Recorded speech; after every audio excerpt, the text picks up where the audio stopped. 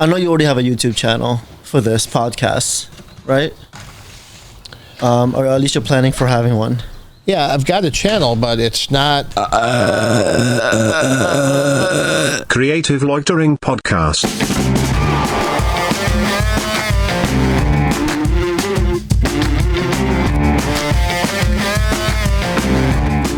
So we started the Sonys. Did we change the one Sony back to 4K? Sorry, guys. They're all in 4K now, yeah. Fix Hell yeah. my... Yeah, shutters might be a little off, but it doesn't really matter at this point. We're just messing around. Yeah, sorry, I just had to like... So welcome to the first outdoor podcast of the season. Yes. Yeah, it's We're opening up the season. beautiful. It's like, what, 80 degrees today? Something close 80, to that. yeah, close to 80, low 80s, which We is all got absolutely our- beautiful out here. Yep, we all got some water and an assault rifle in case we... Oh, sorry. In case we need to fend Assault off some bugs. orphan bees because Rick killed their whole family. And there he is, right there. Can't see him in the shot, but he's there. Nature is our enemy. Camera Right now. cuts to the bee. Look at him right there. Special guest, the orphan carpenter bee. Fun fact, the carpenter bees that patrol are male and cannot sting you. They're just annoying, so they'll buzz you. Like they'll bluff charge.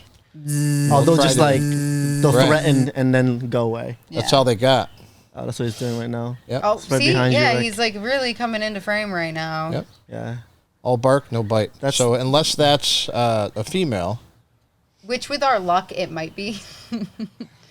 But it's just hovering around looking for its family because... Well, I mean, that's pretty much the price you have to pay for having a nice day. All the insects are out. Yep. Nature is pretty turnt today, so. Yeah, but I mean, there's only so much you can do. So Yeah.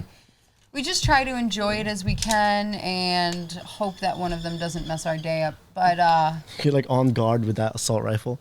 yeah, no, I'm waiting for him to come near me. Except for he's fat. He's thick. come at me, bro. Come at me, bro. No, I shot Seems like a carpenter bee. well-fed Yeah, bee. like I shot him in the that was a- face with that bug assault. That same one that you killed. Yeah. Yeah, hold that up. Yeah. Yeah, So, that yeah, same that's- one that you killed all the flies with. I shot that dude in the face, Yeah, like look Oh at him. my god. and You he ready? just flew back and came right back at. Robert, you want to go try to shoot that one down? Here, hold on. We're going to use this. We're going to get some video footage. So we, yeah. Oh. You see where did you go? Immediately you took the Immediately gun went out away. and he's gone. They know. They just know No, he he flew away. left. He just left. Robert grabbed the gun and it's gone. I'll have to keep an eye out. We have all sorts of different, like, protection. Spectricide, so We have- powerful. They're all natural, though. So They this see is it and they good. run. So Oh, there's one we for got you. all these cameras set up today. Oh, Yep. get him. I don't want to get salt all over the equipment, though. Just salt. Yeah, as long as you don't get like on the board, it'd be cool. I don't if we want. didn't get, I but- just don't want salt on the $400 Rode mic. Yeah, that would not. That would not be good. Let's try to avoid doing that. So. I thought twice with all the pollen, but it's no big deal to just. Oh, There you go. Jesus. Oh yeah. Oh. Oh, So it is resilient. And he just went up over the house. He's like, all right, peace out. I'm not about to get murdered today. motherfucker! He's got some salt shattered through his wings. Oh my god. But, honestly, This is a great setup. yeah. So that took us what about 20 minutes 20 first minutes time, or so, yeah. and like that one, like this will be in the frame on the side, but I don't care. Yeah. So like my face is in between like a umbrella pole and a mic, and that's fine. Actually, you don't even see the pole. It's just right on the outside of the frame. Oh yeah. So you just see a little bit of the mic, and it's all you. So your beautiful face right there. Oh. Yep. So nice. Yeah. But yeah, he's got a nice angle. Yeah, so we pretty much just set this up so we could just test it out and have some fun. Hang It's out a in the beautiful backyard. day, and honestly, we're all just kind of being lazy and just enjoying the beautiful weather. We're still contemplating whether this should be the setting that we need to use for Rick's intro. Or if we're just gonna completely procrastinate the day away Just do it last and minute. podcast. So did I tell you guys about how I had Al Goart on for a podcast? Oh yeah, tell us. Wait, who? Yeah. Al, the Al. guy who wrote Oh this book. yes, the The guy that was author. playing the saxophone in the bathtub, he wrote a book see called this? Beyond the Sphere Yeah. about Beyond the these. Sphere. Encounters with the Divine by Alfred Stephen Gort. Al Gort. Gort. I said it right. Oh. Oh my Protect God. ya. What's going on? You being abusive? No, the bug is being frisky. So Seems like a very interesting book. Yeah, so Al came by to do a podcast. Now, he's known in journalistic circles for breaking front page stories for the New York Post, where editors nominated his work for the Pulitzer Prize. Today, during that podcast, so when he came by, he was opening up about something personal, this rich spiritual life dating back to childhood, culminating in what he described as direct encounters with God. So it's an amazing story and detailed in his new book, Beyond the Sphere, Encounters with the Divine. And go ahead and hold up the book. Mm-hmm. So we sat down thinking maybe we would do an hour podcast, and we ended up with this wide-ranging interview with Al Gore, where he talked about his time as a journalist and about his book, Beyond the Sphere. Mm-hmm. So that worked out good. So he talked about Beyond the Sphere for a while. how long was that podcast? 3.5 hours. I was just about to say at least 3 hours, right? So there's one part of that book where he's talking about how he sensed this spirit in this staircase, like there was this cold spot on the staircase, like it was way colder right here than right here. And his buddy was with him, like a real skeptical friend of his. And he said, check this out. Do you feel this? And he had him go into that spot. And he was finally able to get his friend to admit that there was something super weird going on. Like it was No drafty, no way colder. no leaks to the outside or anything. It just same exact architecture, just cold in that one spot. Yep, no obvious debunking or anything. I've heard a lot of different things like that. I mean, I've personally never had like a spiritual encounter with like a ghost or any type of otherworldly thing, but I've heard so many people have such similar encounters that at that point you kind of got to be like, there are things like that exist. Some of us are lucky enough to be able to sense it or experience it, and then others of us just, we're never going to know. Yeah. So I would definitely, I've always wanted to have an experience like that because I just think that it would be really interesting and would give you like a whole different perspective on the world. Exactly. Yeah. So maybe we should go ghost hunting one day. Maybe just go to Savannah and just Ghost tour? ghost tour. Georgia? Savannah, Georgia. Savannah, Georgia is one of the most haunted. It is the most haunted city in the United States. Why Savannah? Slave trade. Slave trades. The ports right there is where major slave trade happened. So all of the buildings and all the old cemeteries and stuff, they do like ghost tours where you can rent a hearse and put like 8 to 10 of your friends in there.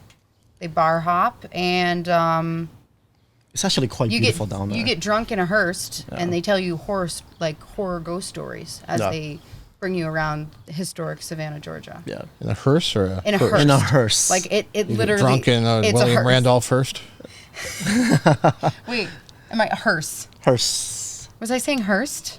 Yeah, you're like drunk in a hearse. You know what? I say eggs, like eggs and not eggs. I pronounce things wrong. And I don't know why this is. You from Boston? Honestly, Possibly. I think it was probably just because I was homeschooled and maybe I just didn't learn everything I should have. Part of my career. Hell yeah. Yeah. So we got that Hearse. mic pointed at you, and it's okay. So like when I'm talking to you, Yeah. it barely registers, but now when you talk, Check. Yes. yeah, it jumps up quite a bit on mine too. So you're picking me up too. More so. Yeah, so that's a colder microphone, I think is why. Yeah. Well, this is where the spirit is. Damn right. Yep. You're in the cold spot. Guess I am the spirit today. Yep. So there you've got a young Australian cattle dog that she's been training. Yep, the blue healer. Yeah. Yep. So I've been following that process. It's getting better. Process. It's getting better, right? See what they're obeying. They're good dogs, but they have so much energy. Oh, yeah, I mean, they're made 'cause to They're herd literally cattle. made to chase herds of cattle around a large amount of property and bite their ankles to get them to gather to be able to move as a large herd successfully. Two dogs, two dudes on horseback, 200 cattle. You're solid. Yeah. Lasso. So those dogs, they probably do really good out west then.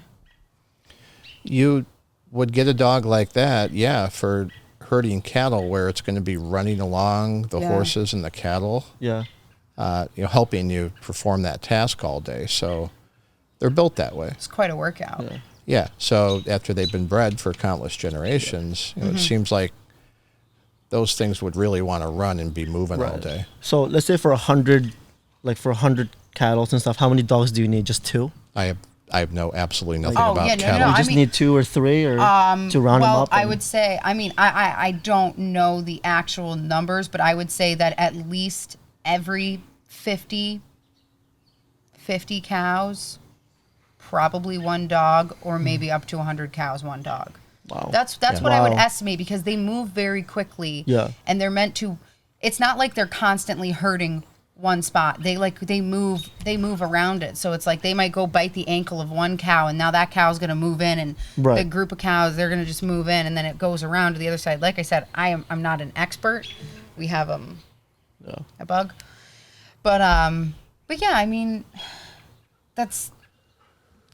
you think about it, wedding photographers got to wrangle like 150 people. There's usually only one of 2 of us. So it's like pretty much photographers are the cattle dog of the wedding industry. Order assistance. Did you just conflate She cattle just herding made that. with She just wedding made photography? She made that. Yeah. Wait, what'd you just say? She just conflated. There was like the best segue ever. So and just now we're made that talking comparison. about wedding photography. Yeah, that's actually pretty impressive. Like you used cattle as like a comparison to wedding photography. I am not saying that all So the it's wedding like- guests are cows. That landed pretty well too. Yeah, it really did. Though. did, It was a okay. smooth landing. Yeah, it's like okay, and now smooth. we're talking about wedding photography. Pretty much. So And yeah, here so we now are. on to that. So Yeah. I have a question. How was the experience working and doing a podcast with Dino Petrocelli at his studio? oh yeah, how'd that go? That was fun at Dino's. Yeah. Because that was the first time I'd ever recorded a podcast on site. Yeah.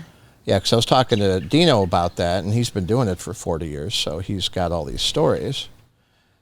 And he wanted to do it, but he also wanted to do it at his studio to promote the studio. Yeah. Yeah, of course. Of course. Yep. Yeah, and it's pretty good light in there. It's a photography studio. Well, yeah, and I mean, like, especially like if you have a couple of like external lights to like use and stuff, it does get a little dark in there because he has all the lights blocked, the windows and stuff blocked off in that warehouse. But I mean, if you got the right lights, you can get a really good setup in there. We ended up doing like an L shape so we could point cameras at either of us.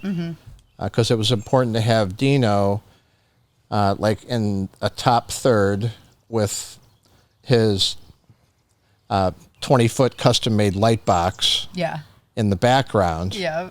So it's really obvious you're in a studio. And then we Yep. moved a motorcycle from next door. Yep. Oh yeah, I put it in saw. the We saw that in the Yep, I saw background. that too. Yeah. Yeah, so we really just put up a few cameras and hit record, and we just wanted to make sure it sounded good. Yeah. Yeah, because I mean the setup was pretty long. Like I had a whole Jeep full of gear, so we're doing audio I was just about to and say, video with all the lights. Yeah. How was Yeah, packing it's- up all that stuff and putting it in the Jeep and just going and like that's a lot of work. It took a while. That's a lot of work. Yeah, I mean, yeah, the setup and breakdown was longer than the podcast. Yeah. Yeah. I can imagine. Yeah. So there's something to be said for just getting a space that works. Yeah. And just having everything dialed in and ready to go, like you were helping me get those lights set up. So Right. you walk in, you turn everything on, and you go. See, and the one thing with sound in that studio is because it is a warehouse and there's no soundproofing or anything, if someone slams a door in the other bay, you hear everything. Or since it's right next to the Albany airport, the worst is when you're trying to get complete silence on a shoot and then all of a sudden you hear whoosh, and everyone's like, what was that? I'm like, oh, that's just a plane landing at the Albany airport.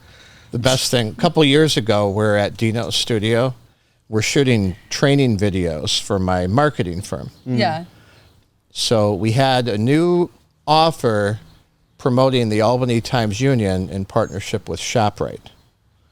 And there was a script and an offer. So we went in there and we just reenacted a bunch of sales pitches with the wording that would be used in that context. Times-Union with that offer at that store. Yeah. And then we went through some common objections.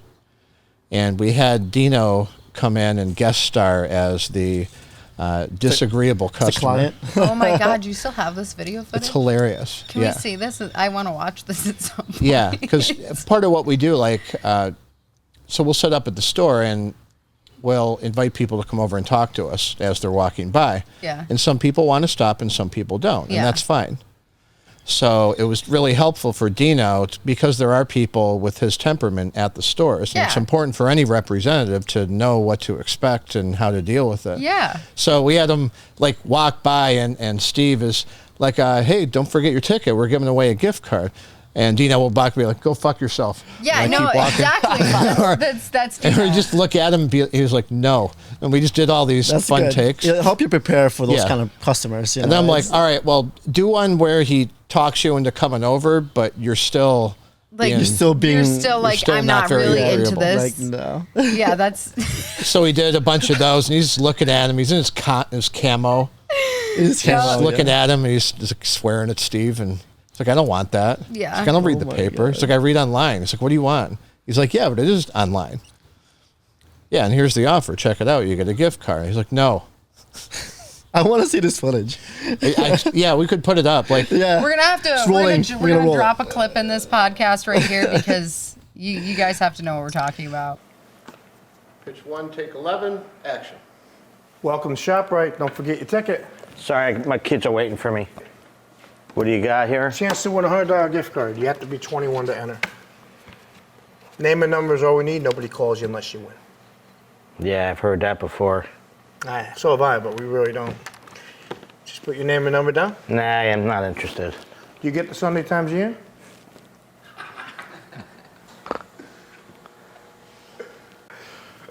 Pitch 1, take 11, action. Welcome to ShopRite.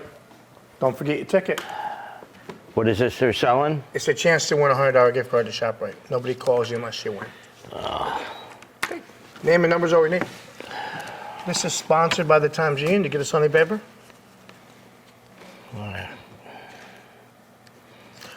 Can never just. Times Union is going to give you $20 in gift cards for trying Thursday and Sunday today. It's only $3.50 a week. In addition to that, we're also going to give you 2019. You're giving me this now? If you sign up for the Thursday, Sunday papers, it's only $3.50 No, I don't a week. want it. What do I get if I don't sign up? You get an enter to win a $100 gift card to ShopRite.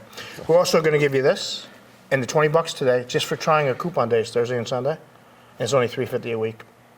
No, I'm not. I got enough expenses. I don't need it anymore. It's not But expensive. There's It's actually nothing cash else. in your pocket, sir. How's Because that? when you go to the register, you save money. You know, your wife does your shopping. She does all the shopping. You need to get her a Sunday paper. It'll save you a lot Yeah, of money but for the household. she had the paper, and half the time I sat out on her front porch and we did nothing with it. Well, you bring it in and Kind make of her a look waste of at money. it. Yeah.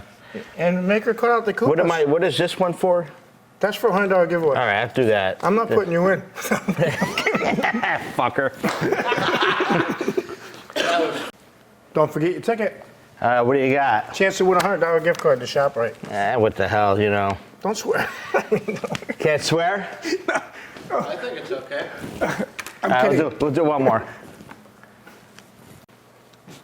Pitch 1, take 14, action. What do you got? Chance to win a $100 gift card. Got to be in it to win it. That's right. You got to be 21 too. Yeah, I'm a little over that. This is sponsored by the Times Union to get a Sunday paper. I don't know. The paper. How much is that? We have a special Thursday and Sunday only for $3.50 a week. Those are the 2 coupon days. For sign up here at ShopRite, Can I stop at any time or? we actually keep for the minimum of 3 months. But here's the deal: for sign up for ShopRite, we're going to give you $20 in gift cards plus this 2019 coupon book today. And what's is this anywhere or just A here? lot of restaurants, golfing, movies, stores, anything you like. Ah, that's pretty cool. Yeah, isn't it? Try it for 3 months. See if it works for you. All right, what do you need now? All you got to do is fill out the top 4 lines. We'll start in 10 days. All right.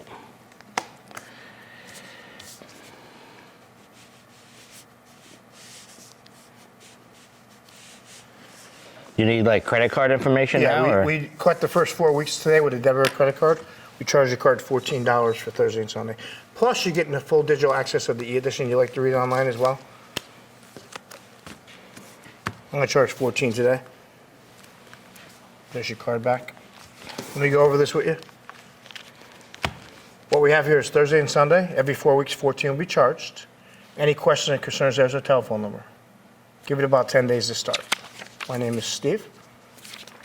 Here's your $20. There is Awesome. one catch with that. You got to use it on me. Yeah, okay, yeah. And there's your coupon book. All right. Thank you very much. Thanks, Steve. Enjoy Appreciate your it. day. You're welcome. Let's see if I win something. You're not going to. No, but for the intro to Dino's, we'll circle back to that. I want to have that harp sound, that reminiscing sound. Be like, hey, do you remember? Do you remember at Dino's that day? And then you hear blue, and it Yeah. like fades away.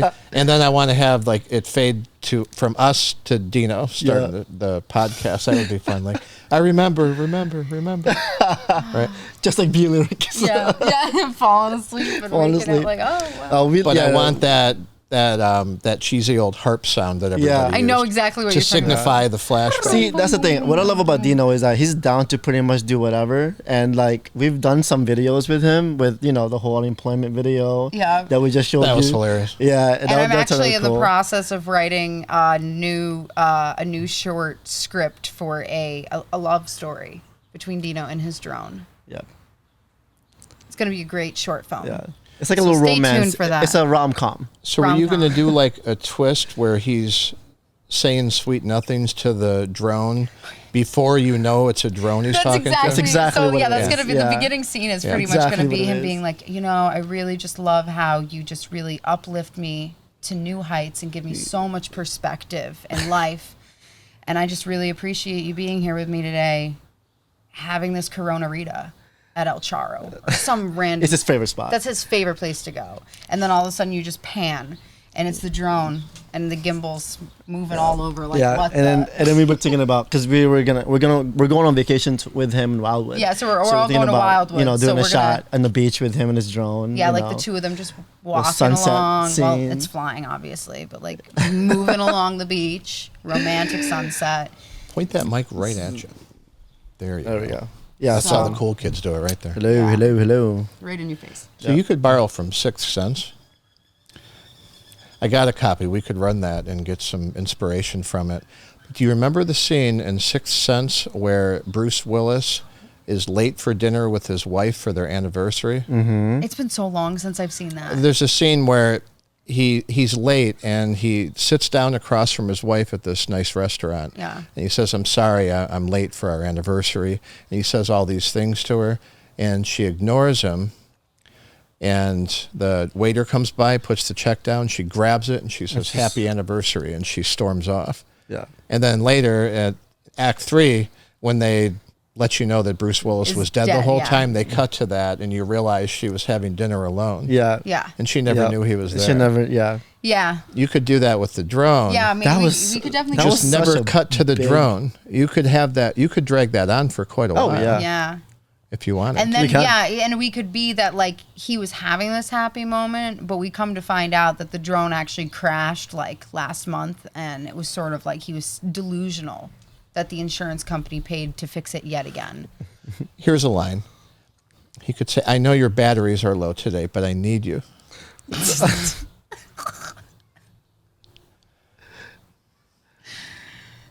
Oh, my God. I know you're low on energy. Oh, dear Lord. I there's so many. Yeah, you could get funny there's about. so much that we can do with So- Dino, yeah, and the like sky's the limit, I'm very pretty much. excited to start like writing this and storyboarding it a little bit more. Just make it a Sixth Sense spoof. Just Yeah. make it 6 cents. Yeah, it'll relate to a lot of people that way for sure. Oh god, It's a great movie. Yeah, maybe we should do something like that. Well, we have to like throw in other like pop culture references and stuff to Yeah. really like.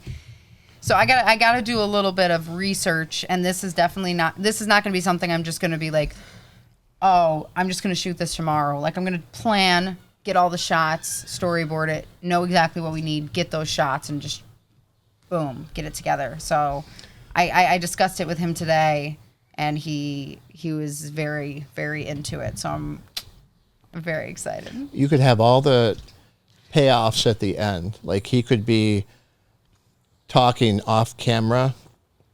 Like, I need you to focus. Yeah. I need you to focus. Can you stop shuddering? No, Can it's you like, shut her up? I know you think you're broken. Yeah. But I'm here to fix you. Exactly. I can Too help bad you. we still don't have your broken drone. Dude, Robert's drone was so messed up. Like, literally, you'd pick it up and the whole arm was just like swinging there. God. Just swinging. Hanging It was by so a, bad. hanging Swanging. by a thread. That was And the I'm first like, time I flew that drone at a wedding, and that was the first and last. Unfortunately, It hit a dumpster, right? it hit a dumpster on the way down, and that's what just decapitated one of the arms. Decapitating isn't. That's head related. Oh, so yeah. I guess, yeah. Guillotine. Beauty. The drone Antoinette. Yeah, that's true. I guess it's a motor. So So he has all these conversations, and then you reveal at the end that it was a drone the whole time by Yeah. cutting back and showing what he was showing talking all the about. Yeah. Yeah, so you could be like, why don't you just show me? Communicate with me. yeah. It's like, I need you to do more. And then you cut to it, and she's like, I'm reading not the really manual. reading the signals between us. Yeah, he's just trying to learn how to do something on Yeah. the drone. Yeah. Yeah. Yeah, so we got some researching and planning to do, but it's definitely going to be a fun little skit. Cuz we had so much fun when we just did the wait, The weight, yeah. which was the pandemic unemployment thing. So, and that was like for people who actually had to wait to get on the phone with them. It's really funny. I mean, it's still funny even if you didn't, but like it's more funny when you know the reference. But yeah, I think a lot of people could relate to, technology, and especially if we relate it back to Sixth Sense, people would get that, and I think it'll be really funny. I was gonna say something and I completely forgot what I was gonna talk about. It happens. Because It's now okay. I'm just like We're just winging it. winging it. Winging it. That was the top grossing movie of all time for For a about 10 while. years. For a while, yeah. For a really long time. And it got there because so many people went back and watched it again at the theater. Mm-hmm. That's how they got there. They It didn't wasn't process it the first time. it wasn't unique ticket buyers that brought it over the top as the record. Yeah. It was the repeat customers. Yeah. It's interesting though, because I think it's definitely one of the first movies that really made like an impact, like how it was, how it was like the writers and everything else, how it was produced. I think it was definitely one of the first movies that I thought of that was like once you got towards the end, you're like, whoa, what? That was happening. So I've definitely seen the movie a few times. I definitely remember some things from it, but it's been, I would say, at least 10 plus years since I've seen it. So There's I remember bits and pieces. M. Night Shyamalan was on fire for a while there. And, yeah, he was. He kind of just well, it seems to me like here's what happened. Like he made Sixth Sense, Yep. and that was Like the peak of his career. such a huge success. Okay, and then he getting Bruce Willis to do that film with a relatively unknown director, writer, filmmaker, director. 'Cause he wrote it and directed it, Right. and he's a producer. right. And you know how much they would need to believe in a screenplay for like Bruce Willis, because Bruce Willis he was an A-list actor back then. Oh, yeah. Yeah. Yeah, he was in high Definitely. demand, and Oh, definitely. very big price tag if you want Bruce Willis in your movie, especially back then. Yeah. So for him to do it, that opened up doors for M. Night Shyamalan to do anything he wanted after that. Yeah. Because he was a safe bet. Yeah. He just made the biggest movie of all time. It was like George Lucas doing the second Star Wars. Yeah. Yeah, everybody knew that was the biggest movie. So when they went to do Empire Strikes Back, they called the film like Blue Harvest or something. They didn't tell anybody what movie they were shooting because everybody was charging like double and triple for everything. Wow. Because they knew it was Star Wars. They knew the money was there. Yeah. So they called it like some boring name that nobody would be interested in, like Yeah. Blue Harvest, I think it was. Like something that doesn't mean anything. Yeah. So that's like Unbreakable, I think, was one of his best films. That was a really Unbreakable was Yeah. good. Then there's The Village. I've seen The Village like yeah. 20 times. Yeah. Yeah, the way I've seen it a few they times. just weave that story, those we don't speak of. Yes. And then that was the tipping point for M. Night Shyamalan films for me, was the end of The Village. I liked the movie, but it was a disappointing spin. Mm. And that was, to me, like the last movie where he really brought it with the Act 3 spin. Yeah, after that, he just never delivered again, as Yeah. far as I could tell. No, I don't think I've ever. I don't think I could think of any other movies that Glass was like okay. he did. Glass. That's true. Glass. And I actually never seen Glass. I've heard a lot of like stuff about it, but Unbreakable was not bad. I like that. I like Unbreakable too. Yeah. But yeah, I mean, I wish he would just, I wish I don't know if was he's like just better writing, but- at remembering. Like, I guess if I watched these movies a lot, maybe I would like, oh, no actors, no titles. I'm not really good at that. That is one thing that I'm not good at. So I just like to sit and listen because I'm like, ooh, that sounds familiar. That sounds interesting. I'll have to go and try to watch that or something. But I'm terrible at like putting them all in, if you know what I mean. M. Night Shyamalan stood out not just for the spins, but for those quiet moments he was able to create. I agree. There aren't many filmmakers that can do that and keep your attention. agree. The quiet moment turns into a false moment for most filmmakers. Yeah. And he was somehow able to do that. There was just enough character study to get you to care. Yeah, I really love those type of moments. Maybe I should try to have like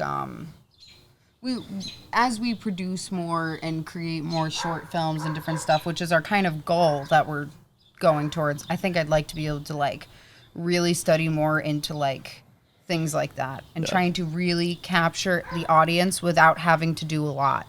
Yeah. Because I Less feel like is more, to be honest. Yeah, less is Yeah. more. It's like sometimes you're overdoing it that like people just get confused and they're like, I really don't know what's going on. Yeah.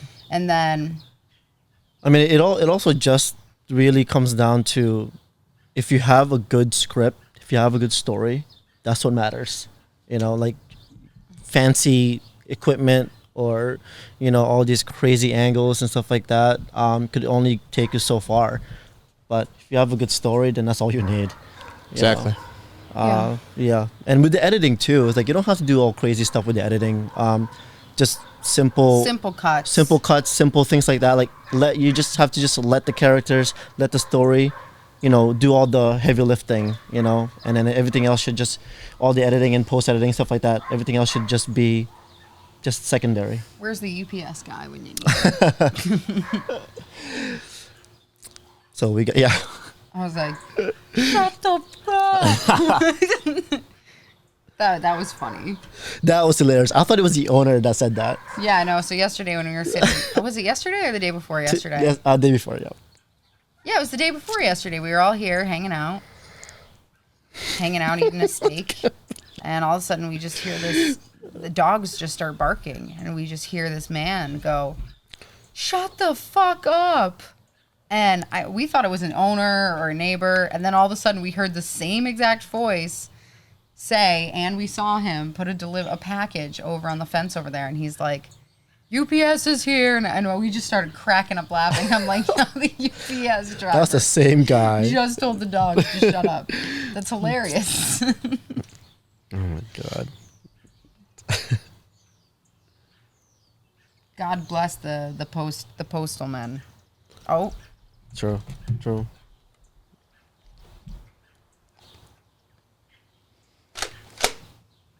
where'd he go? I think flew just right under there. Oh, did it sting you? Yo, I think it. No. No, it wasn't even there. That was just a chair. Maybe it was my pants. Something definitely just poked me. Maybe. Oh my god. Or you know when you just start like getting so worried that you conjure things up in your mind? Yo. All right, we're going to keep an eye on that. So, as this podcast wanders and we just talk about whatever we want. Ridiculous. I was just So- paused. Go ahead. We're doing that.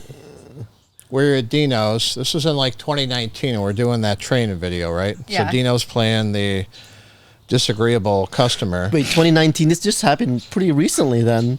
It's 2 or 3 years ago, I Oh, guess. okay. Yeah, so... yeah, well, 2019 was a whole freaking dimension ago with COVID. I know. It's like early 2019, Okay. I would say. So...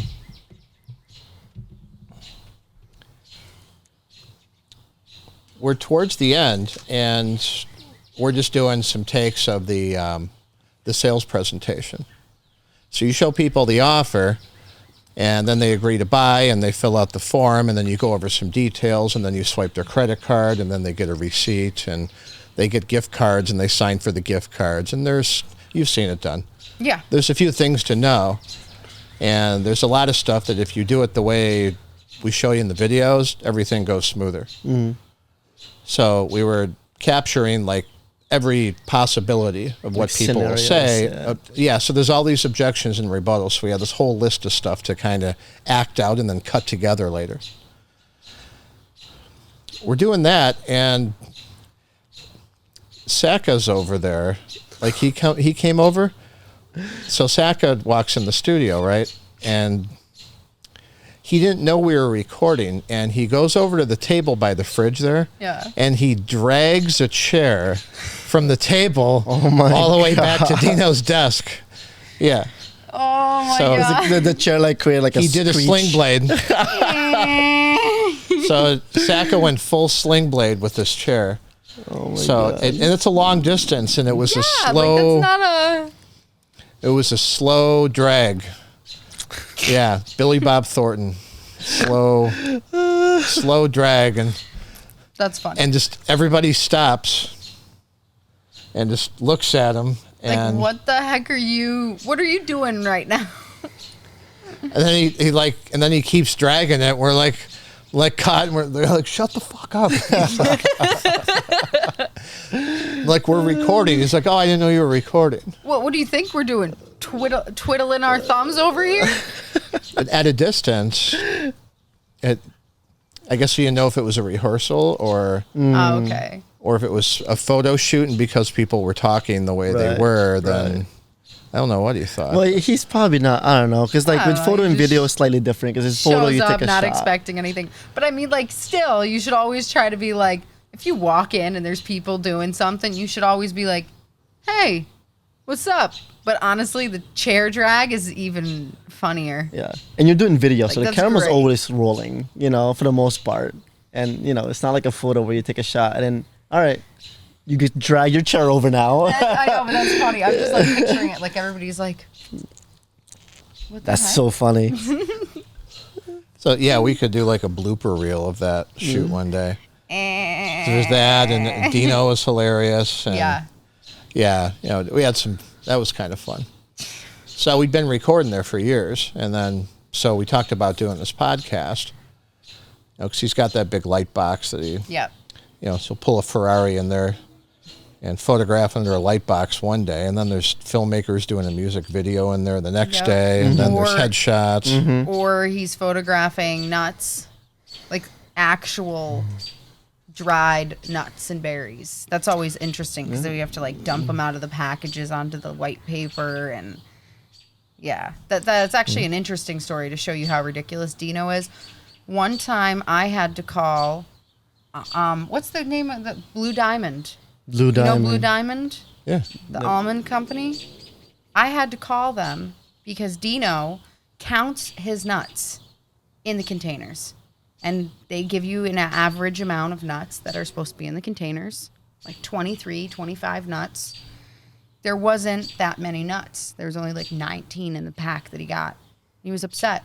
So he's like, Bethany, this is when I was his like assistant working at the studio all the time doing random errands. He's like, Bethany, I need you to call Blue Diamond. Yeah. And complain about the lack of nuts inside of this can. And I got him a bunch of free coupons for a bunch of nuts. That's nuts. It's nuts. It is nuts. It was so nuts. And I'm like, really? We were there one day helping him do all the different nuts on the white backdrop. Yeah, Tierra Farms Yeah, or whatever, yeah. me and Mike had a bunch of camera gear we never used to put on eBay. Yeah. So Dino had the backdrop and everything set up for high key for the nuts. Yeah. So we went in there and helped him with that, and then we just tossed our stuff there and photographed it. Exactly. Yeah. At the end of the shoot. That was fun. I do gotta say that like it is fun when because we went out to their farm a couple times and like shoot the nuts out there and stuff.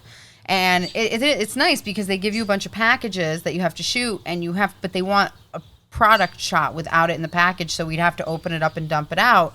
So whichever packages we open and dump, they let us keep those because they can't sell them because they've been opened and touched. And so Dino and I would just take them home, divvy them up, and I'd be like, you can have the almonds, I'll take the cashews, and you just get a bunch of free nuts. That's awesome. Because nuts are actually kind of expensive. Like when you look at they are. the price of dried berries and fruits and nuts, they're not cheap. It's like $11 for a bag that's like this big. And I'm like, this is expensive. So I don't mind some free nuts as pay. I just bought a bag of pistachios for like, that's And it was small, like $10. $10.99 a bag. Yeah. Plus I love tax. pistachios. So if you want walnuts or pistachios, let me know. I'll pick them up at Sam's Club. That's the cheapest place to Yeah. get them. Yeah. Yeah, I got a ton I love of me some ton of pistachios. walnuts and mixes and stuff in Yeah. there. See, my favorite, I love cashews. Cashews and are favorite, almonds, too. and almonds are good too. Cashews are awesome. Yeah, cashews are so good. great. But like, I mean, I love dried fruit too, but it's kind of expensive, but it's like, you know, when you get it for free because you shot a couple packages of them, it's like awesome. I do not mind that. But yeah, nutty job. Yeah. I used to get free nuts all the time. Like I Hold on, you have an eyelash right there. Where do you get free nuts from? I used to date a girl that worked in a nut factory. Oh, Yeah. And she would just come home with all these free nuts. I'm not touching that one. It's just too easy. I'm like, just, that's what she told you. just staying out of it. Yeah. I'm putting it out there. Yeah, it's I don't have a comeback for that one. You don't have to. Just digest. Yeah. And just process it and just Process. you can take it as any way you want. Usually, yeah. Yep. Yeah, so for the podcast with Dino,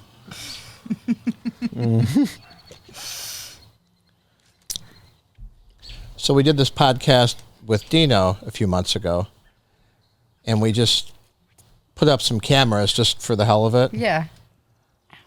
set up all the audio gear, and the mics were there helping. And it was kind of The a mics, not like the mics. microphones, the mics. Yep. The we had the man-made- mics, and the mics were helping with the mics. We get everything set up, and it was a rough start. Something was up with the light or something like that, so there were like severe distractions at the beginning. And that happened again with the Al podcast. So like there needs to be some intro to cut in. So like with this will be like, hey, remember that time I went over Dino's? Let's cut to that podcast. Here, let me show you that podcast. Yeah. Yeah. And then we'll make that harp sound. Yeah. and we'll go to the podcast right here, and do something like that because, like, Dino's like, "Is this a podcast? Is this a podcast?" And we put the headphones on. I'm like, "Yeah, podcast." It's like, or a video cast. Since we're doing video, people aren't really using that term a lot. Video cast. Yeah. Yeah, podcast is sufficient, but more people seem to want to watch them now. Podcast usually isn't associated with there necessarily being a video. I mean, there are people who do put up a video, but podcast usually is like just audio. Oh, follow me on Spotify, follow me on this, do whatever. But then if you want to see the video of it, you can just go and see my YouTube or Vimeo or whatever you want. A lot of YouTubers do that, so that, because they have a lot more platforms to put content in. So if you're doing a podcast, you might as well just get video footage of it, and so you have all this content to put out there. So I have a dumb question. Why is it called a podcast? Is it because of is it the same reason that iPods are called pods? Like, what's a pod? Why have we named it that? Why is it not like podcast? What's like another word for like a pod? Well, I think it's a play on words compared to a broadcast. Podcast. Still don't get it. Yeah, because for years, if you wanted to have some kind of spoken words content like that, you don't have a voice unless you're on the radio. Maybe you could do an audiobook or something like that, but there was really no platform for that until the internet was prevalent. I want to know. Are you Googling it? Yep. Can you look it up? Okay. Why is it called a podcast? Etymology: podcast is a portmanteau. I don't know if I'm saying. I didn't even read I don't that know word. why, but a combination of iPod and broadcast. Okay, so it is associated with an iPod. The term podcasting was first suggested by the Guardian columnist. Why? I know, but why is your screen so low? I never can see any. Guardian columnist? Yeah. Oh, there we go. Now I can see the screen. Guardian columnist and BBC journalist Ben Hammersley, who invented it in early February 2004 while writing an article for the Guardian newspaper. So I guess, okay, so iPod and broadcast. You could check. Yeah. There you go. Maybe we need to come up with our own term. Podcast works. Did you ever thought about a name for your podcast? Still kicking that You're still around. kicking Yeah, it I around, came right? up with Kicking with Rick? Kicking with Rick. Yeah, there's 47 names I came up with, but Yeah, do you have a list? Do you have a list of them? There's so many of them are taken, and I already did that, and we looked them up, and they were all taken. Oh my God. That's happened about a dozen times in the last 6 months. Going through long lists and just everything that I Is like taken. even a little bit is taken. Jeez. It's crazy how many humans are You gotta just think of something out right. there. So there's a few finalists for that. Yeah. And you just end up with a few words that you like. You play word salad. Yeah. Yeah. Word salad now. You gotta toss them up and see what you like. Yeah, in terms of just random words thrown together. There's that YouTuber who reviews lenses and cameras called Yeah. Potato Jet, Oh yeah.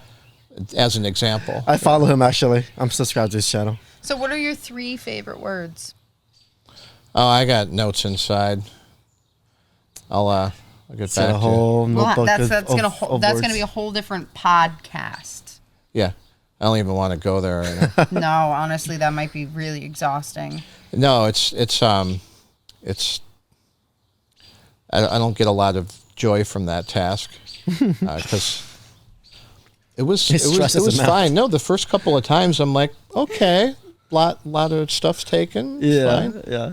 And You then know. it's just after a while, it just completely sucks the You joy just right lose out of you. inspiration just trying to. So for months I would think of it and I'd be like, oh, there it is, and then it was taken. That seemed like Such a big a disappointment, sparrow though, right? that just came into the, Yeah. like my peripheral vision. Yeah. It was pretty big. It was It's like big. a fly the Oh, I size see of it. a, It's a big B. Where it's a is huge. he? It's right under the table, under a chair. Here. Want to fuck him up? Oh, yeah. Electrosauce. He's Yeah, got the yeah, he's hovering right under that chair. You got this, Rick. Oh my Still up. Yep, Rick's on the mission. See him? Oh shit. Oh, that's just a little Yeah, it's a bee. yeah, but it's It's a sparrow. It's a big sparrow. It's a sparrow. Oh my god. Shit. And he's still going. And he's dying. It's dying. Okay. That is. He just blasted him out of the game. Rick doesn't like take this whole thing lightly with the Rick bees. really does not like the bugs. Don't try this at home, kid. Rick is a professional exterminator.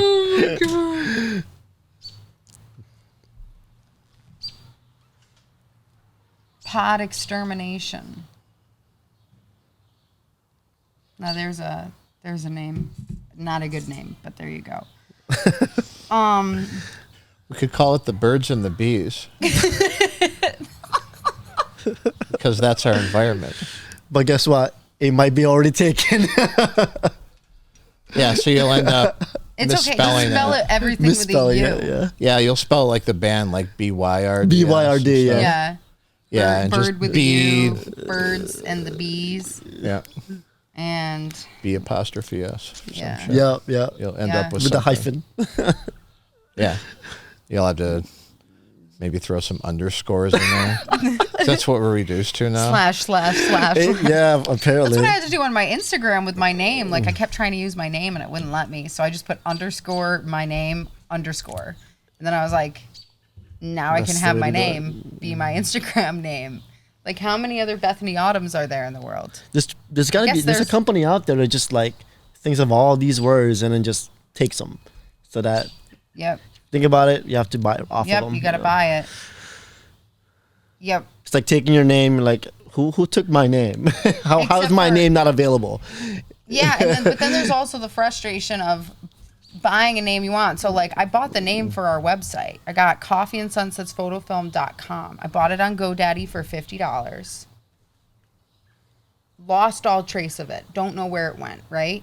Didn't know how to access it. Kept trying to link it to my Squarespace. And then when I would try to log into my account on GoDaddy to like switch it over, it said that it was purchased and that I could try to spend $60 to get the person who bought it to sell it to me. And I was like, I was the person who bought it. What is going on? So then I had to make my account coffeeandsunsetsphotofilm.net. And then recently, I just found an email from GoDaddy saying, here's your freaking thing. And I'm like, where did this go the whole time I needed this? And it was gone, could not find it, could not link it to my account, nothing. I don't know why. And then it just magically appeared in my email like 3 days ago after trying to do this for a year now. So frustrating. Yeah. So now all my business cards say .net. And Not the end of the world. Which is no, it's not the end of the world. yeah, so it's now I not own .net and not .com. bad. So it's nice because if I want to just like do one as like a profile website and then do one as more of like a merchandise website, I could have two separate ones. But I was just like, I just spent $50 on this thing and I can't even use it. I've always done that anyway, just so people, Don't buy it up. right? Yeah. Because so, .net's usually pretty cheap to maintain. yeah. Yeah, the .com, I paid a nice chunk of change for my .com. The Yeah. .net was, I don't think it cost me anything extra. Yeah, no, that the .net came with my purchase of the Squarespace site, which was like $200 something or whatever for however much time. And then, you purchase that, you have that indefinitely, and then now I could link the .com to it so they could both function under the same. I think I could do that. Where like if you type in .com or .net, it will still bring you to the same site. Oh, you can definitely redirect your .net to your .com. Yeah. Yeah. But you want to talk to an expert about that? Yeah, because I don't want to like just do it and mess it up. Well, somebody said that if you redirect, it can hurt your relevancy. Yeah. You won't show up in the top. Google search? Yeah, if the there are search any results. redirects at all, then that can Your SEO? cause some kind of problem. I think what I ended up doing to avoid that, because I was #1 in the search results with a lot of keywords for my business for years. And I think one way I was able to do that is the .nets and some of the other variations. And I had a couple other websites from before that also had those keywords in the URL. Mm-hmm. You would visit those, and it would be a one-page with a hyperlink instead. Yeah. So instead of a redirect, it's a hyperlink. Yeah, and then you can click on that hyperlink to get you to the extension or page, whatever you need to get to. Yeah, and people don't mind that. Yeah. Yep. So the site has moved and go on over here. And Yeah. that worked out fine. I had it that way for a long. Actually, I think I still have it that way. Yeah. I haven't looked in so long, I don't even know what's Do you going think on. all our cameras are still recording? Well, if you turned them on at the beginning, I think they're all rolling. Unless they. I'll go look. Cannons. You want to go check Fuji's? Yeah. Food. So I'm actually curious to, the old the shutter release cables, the ball blower thing, the little ball that you squeeze for long exposures on film cameras. I have those. I have one too, and the way the Fuji's set up, it has that little hole on the top of your shutter, and I think you can actually use it on that camera. Mm-hmm. So I'm gonna have to try that at some point because that'd be fun to experiment with. But yeah, I really like that camera. It looks like a film camera. It looks a lot like that Nikon FG I have in there, or Dino's Canon film camera. Yep. Yeah, it looks a lot like my Canon AE1 or the Minolta. Yeah, they've been doing those for a while, those Fujis, those black and chrome retro looks. I like those cameras. Yeah, I like it. Yeah, all the it was either all that the one X or the series were black. I like that. Yeah. Yeah, it was either that the one or X the series. all black, and I really like the aesthetics of the silver one. Both of us did, so we're like, we're gonna get that one. Mm-hmm. For a minute there, like 6 or 7 years ago, a bunch of people I know got tired of the heavy cameras, and they were using those Fujis for a while. Yeah. Yeah. The Those light Fuji, Fujis with some pancake lenses, and they just went all minimalistic for a while. Yep. Yep. I don't blame them. Yeah, no, 'cause could be a bit bulky. That happened. Yeah, so I look, I'm definitely not overexposed at all. No. Yeah. The sun's moving around as we're talking. Yep. That's what's going on. That's what's happening. So we'll just end up kind of having it blown out. Oh, well. Oh man. Yeah. I like that. I like being Zeiss. able to adjust it as it's running. That's a That nice Zeiss lens. lens is nice. Yeah. Like I like it a the lot. way that one. This is what is that? A 50? It's a 55. 55. Yeah. Yeah, so That's what I was almost wondering. Like. it's an 82.5 on the ASPC-C sensor. Is that is 55 the standard millimeter, or like do they do 52 for the Zeiss, or 55 is that? Zeiss makes 50s. They do make 50s. Yeah. Okay. I've never had a Zeiss, so Yeah, I've had a I think you Sigma, can but- get a 50 millimeter Distagon with Zeiss. I've had a few Zeiss lenses. Distagon. Yeah. That sounds like the name of a transformer. Like you got the Distagons. I know. It means something in Scandinavian. Couldn't tell you what. Oh God. Yeah, they give it special words. Yeah. I'm- They want to sound like esoteric, like I want to buy lenses from people that sound really smart. Yeah, Distagon. I know. Yeah, like if you called it like the 50 millimeter like mobile home, I don't want to buy it. No, because it's just like why? The moped. It's got to be, yeah. it's got to be a cool esoteric. name, you know. Complicated. That's the selling point. Yep. It does. And like, okay, if they're using cool sounding words and I don't know what they mean, then That maybe means they know how to make it's lenses. worth the money. Yeah, because you got to melt that sand and make it into a lens just right, or else Yeah. your pictures look like shit. Yeah. Yeah. That saying came from like, some Florida. Florida beach sand. Yeah, it's some special. Wouldn't it be really interesting if like all camera lenses were made from Florida beach sand? Yeah, and that's the only one that like worked. Yeah. Yeah. Just a little bit of alligator shit in there. So I found a bunch of old DV tapes those mini DV, Yeah. like little cassette. Yeah. Yeah. Yeah, I found a bunch of those. Did you end up And, finding a floppy disk or no? yeah, I got a few floppies. They're Yeah. in this case along with a bunch of CDR and DVDRs. Yeah. A lot of those I just digitized and threw away. Oh, But there's some other ones I kept as backups. yeah.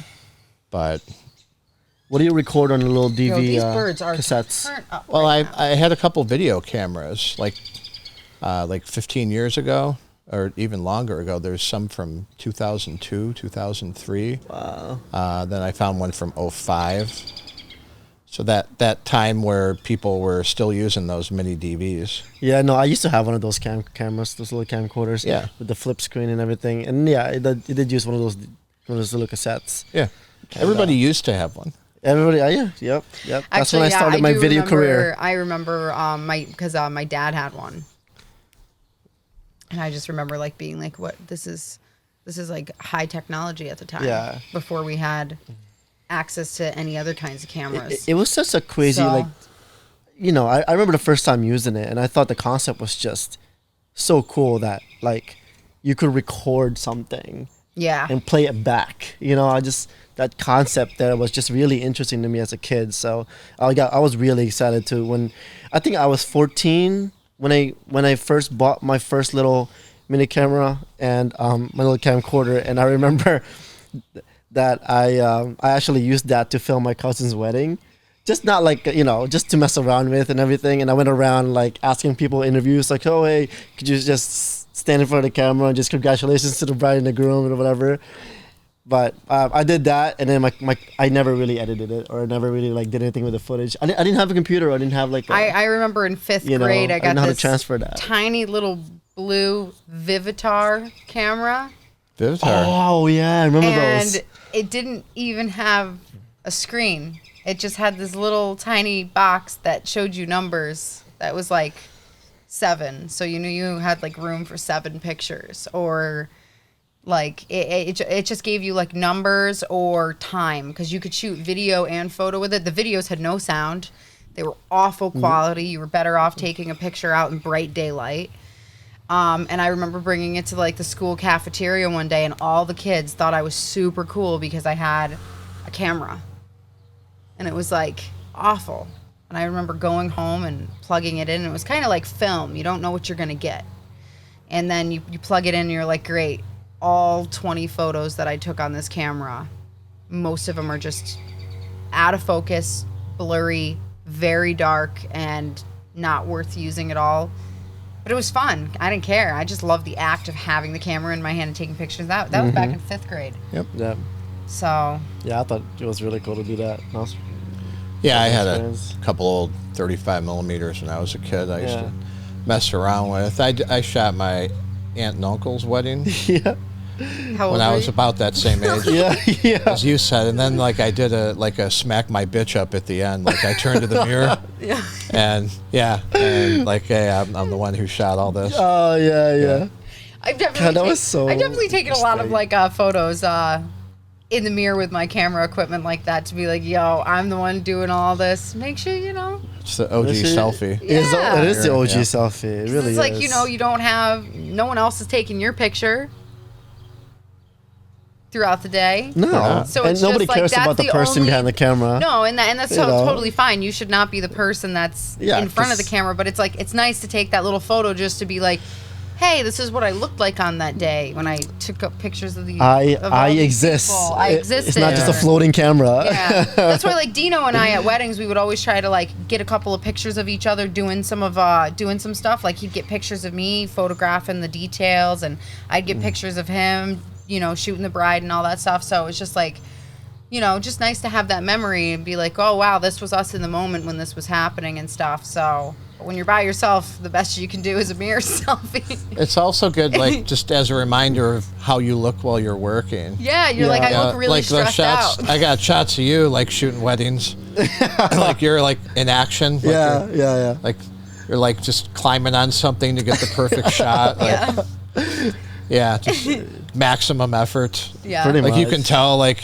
hyper focused. Yeah, like there's yeah. actually this really great shot that Dino took of this videographer I was working with. She and I were like laying on the ground on our stomachs with the video cameras and stuff, and Dino got a picture of both of us just laying on the ground in the stomach in the middle of a dirt road, some farm field out in Woodstock, and I'm like, this is awesome. This is great. Yeah, I used to do stuff like that all the time, and I don't know, I got lazy or something, but it's good to get shots. Yeah. No, it really There's is. been a couple of shoots, like on hot days, like where Oh my God. someone will get a shot of me, and I just look, You've been sweating. I look grizzled. So It's just not Your good. shirt is like speaking soaked. of hot days, so I've actually been recently going through all of my video footage of Dino and I that I took on my cell phone or with my camera or whatever through all the years we've been shooting and stuff together. And Dino and I worked a wedding at that new Thatcher Park venue that they just built.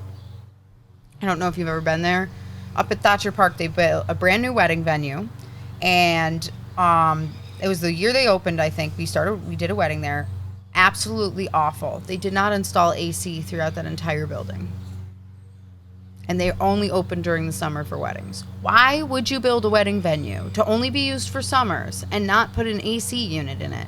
It was so hot. I literally have video footage of the cake sweating.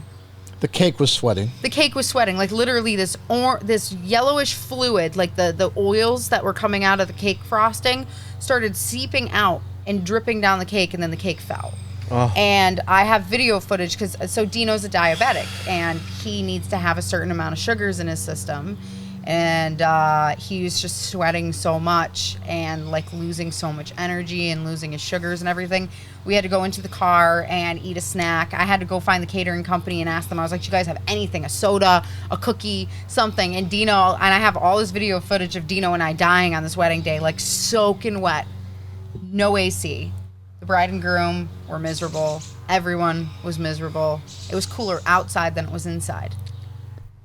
We did a hot one at the Prine House. You remember that? Yep, that was a pretty hot day. I remember that. Yeah, that one kind of snuck up on us, as I recall. Yeah. I remember it was getting to Christian, like he was shooting the family portraits. Yep. Over off to the side there. Yep. In direct sunlight. Yep. And the shade was there, and I had to go up to him and be like, "Hey, do you want a silk? Do you want me to go grab a silk? It's right over there in my Jeep," because they were raccoon-eyed into oblivion. I'm like, but you could tell like he was like sort of sunstroked. Yeah. Yeah, because like You just kind of get delusional at that point. no, the first shooter's under more pressure. And Oh, Oh my that's- yeah. God, absolutely. absolutely. yeah, it's like I was just waltzing around like second shooter, and like nothing I Yeah. do really matters. I'm at 1.4 all day. Yeah, you're just You know. hanging out and just shooting candids and stuff like that. Yeah, that's. Yeah. He ended up using a ton of my shots. So. Yeah. At least half were mine Yeah. from that. So that No, went yeah. good, but it was so hot. It was hot. Yeah, and like the stress.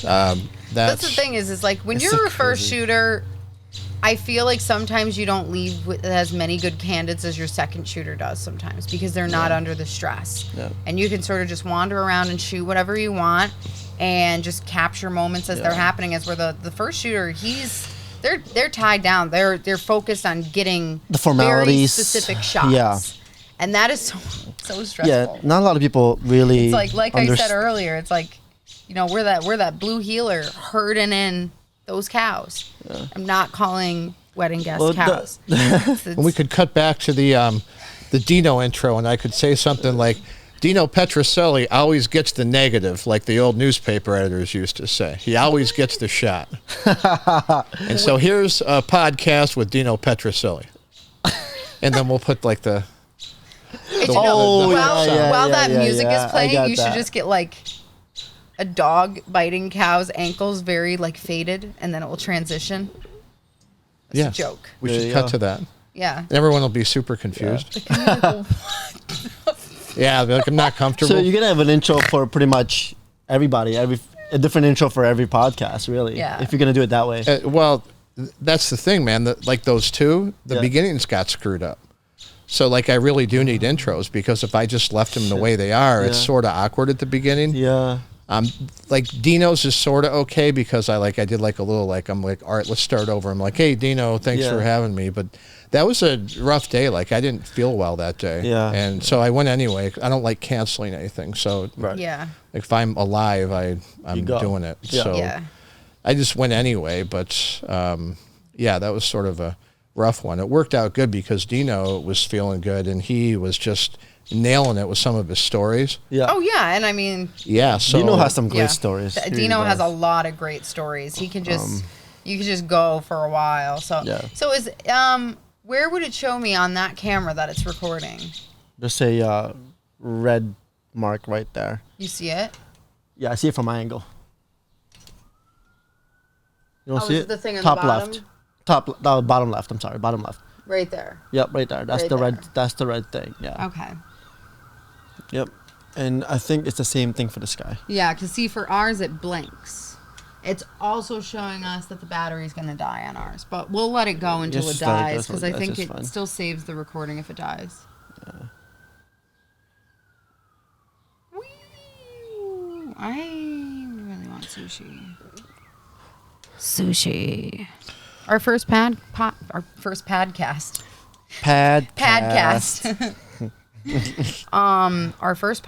I ate sushi. You did. Yeah, ASMR sushi. ASMR. You were eating sushi too. I was. It was delicious. ASMR. I love so sushi. But the intro with Al, that's a tricky one because he you remember when Oliver Stone was on Joe Rogan? I don't really watch Joe Rogan so much. Okay. So Oliver Stone is a soft-spoken guy anyway, and his microphone is way over here and off axis, and he's looking at Joe. He's like, "Yeah, Joe," and then he starts whispering, and you could Jamie was freaking out. You could hear the gain slowly coming up. He's like, "Shit, what do I do?" Because it was so far off. Why? Why was it so far off? It's Oliver Stone. You're not gonna walk over there and correct his microphone. I think everybody was just nervous because it was Oliver Stone, Yeah. Yeah, but first of all, I mean, maybe I know who Oliver Stone is, but off the top of my head, no, I don't. So to me, he's like Mario Andretti it was to me on that shoot. I don't know who he is, so it doesn't matter. I'd still walk over and fix the microphone. But that never happens. Yeah. But why wouldn't you automatically set up the mic? When he sits down, isn't that something that you do if you were having a podcast? You adjust the mic to everyone, and he moved it. Yeah. I'd still go back over and fix it. Once in a while, he'll ask him to move it. But yeah. The producer stays out of it. Never says anything. They just leave it. Sometimes they just leave it alone, especially now that the room sounds a bit better. But anyway, that's what happened. So it was way down here to keep it out of the shot, and it was actually a good choice for aesthetics. It's something someone who was a TV producer like Al would want to do. But I had to adjust the gain staging on this. So while he was talking, I could see it was low and it would have been a little noisy. Yeah. So I had to go in and kick the gain up on there. And he saw me doing that and he stops and he's looking at me. He's like, "We good now?" And I'm like, "Oh yeah, keep going. Yeah, of course. So I didn't stop recording. That's what's sort of cool about this box. You don't have to stop. Yeah. You can adjust all your stuff while you're still rolling. Yeah. Which is pretty cool. Well, you could talk about the whole lion thing or tiger thing in the intro. I felt like that was quite of a highlight throughout the podcast. What lion thing? That you're not allowed to have a pet, but it's they're well, it's not a pet, it's a lion. Oh yeah, yeah.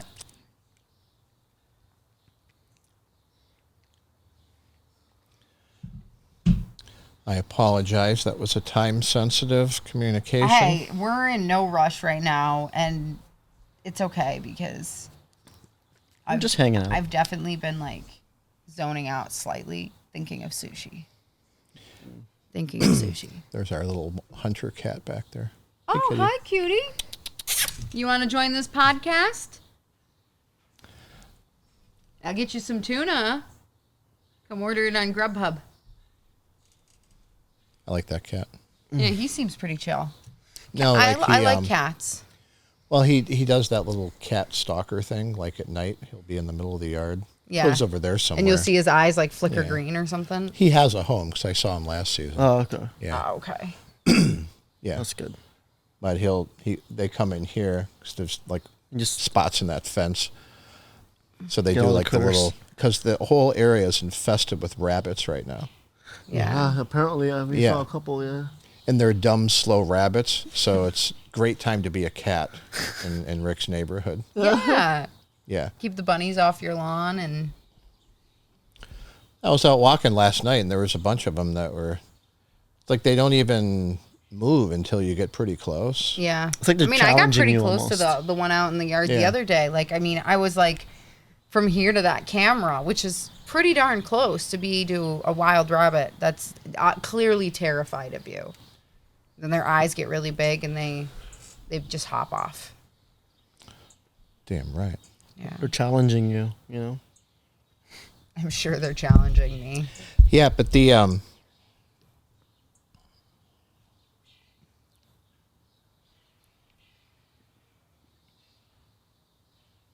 The birds and the bees, and sometimes rabbits.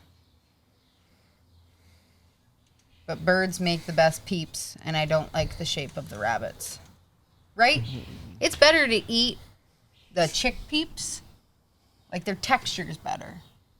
Because the shape of them is more like satisfying on the tongue. As where like the rabbits they're very flat. That's true. You know what I'm talking about? Yeah. So, like, maybe I'll just read this thing that Al sent Yes. and just have audio. Mm-hmm. And remember that you've seen that picture of me from that fashion shoot where I photobombed, like with the big Yep, thumbs up behind yep. the model? Oh yeah, I was wondering what Yeah. that was from. I was like, I don't know this girl. That's I don't know why hilarious. you're sending me this photo. It's just ridiculous. Yeah. So I'm just like, You're like out of focus too. You're just like. yeah, it's like a fashion shoot. I just jumped in there and Yeah. they're like, get out of here. What? Why is Yeah, it this? was just a fun little moment at this fashion shoot a few years ago. I could just do audio. I could be like, our next guest is known in journalistic circles for breaking front page stories for the New York Post, where editors nominated his work for the Pulitzer Prize. Today he's opening up about something personal, a rich spiritual life, dating back to childhood and culminating in what he describes as direct encounters with God. It's an amazing story and detailed in his new book, Beyond the Sphere, Encounters with the Divine. Here's our wide-ranging interview with reporter, philosopher, and author Al Gort. There And you then go. cut to it. Hi guys, I'm Al Yeah. Gort, and I like to play the saxophone in bathtubs. Just gonna have an image of this while you're talking. And see, that's like Voiceover. more like my speed would be just be sitting here talking and be like, hey, remember Al, that saxophone player from the photo shoot in the bathtub? Which was right after I was in the bathtub, which was the first time you and I shot together. Exactly. Remember that? Well, Al wrote a book and he was on my podcast. So here you go. And then we'll cut to it. Oh. Shoot it. You don't have to be scared anymore. You're armed. You You're can defend armed. yourself. It's more of And dangerous. the depth of field that it was coming at me real fast and short stopped me and then moved. And I don't know. I don't know where I was going with that. I need like a cup of coffee. I have coffee. Tim Horton. How many batteries you got for that Fuji? We got a 3 couple. more. 3 more. Couple more. I have 3 more batteries for that. Serious business. I'm serious about this. You want to break for coffee? Yes. Let's break for coffee and change the Fuji battery because that is gonna die. And It's 5:00. Do you want to get some sushi? I want to order sushi because I want it to be here at like 6 or 6:30. Real quick, hey guys, a while back we did a podcast with Dino Petrocelli, and here's that podcast. Harp sound. There you go. Wait, hold on. Stay.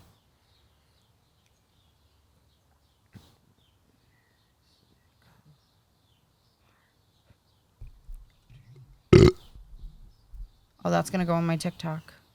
It's not as good with headphones.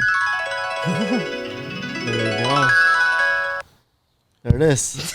That's exactly what. That's I'm talking exactly about. what. Where'd you get that? That doesn't YouTube. I doesn't literally the typed road in have mystical heart dreaming sound. Send me a link, will you? Yes. Just text it to me. That's perfect. All right, so we can cut right here for now. Sound good? Sounds good.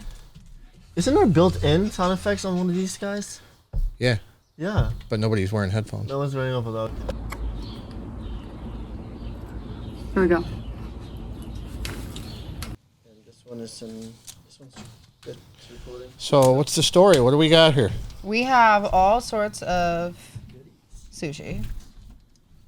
And so this is eel avocado. We have 2 California rolls. Hold on. And this is the Akura Lover. And a mixed sashimi plate, a bowl of some rice, and miso soup. Oh, are we recording? Sorry. I was honestly just answering a question. Oh yeah, go ahead. I wasn't like, I'm talking to the camera. There you go, dude. There, we're gonna. Yeah, I kind of like that angle, Robert. Yep, it's a good one. I got my little balls. All right, so pass me something dairy and gluten free for the, The rice bowl. No. and you can kick off your Okay. ASMR. So they only gave us 2 chopsticks, which is slightly a problem.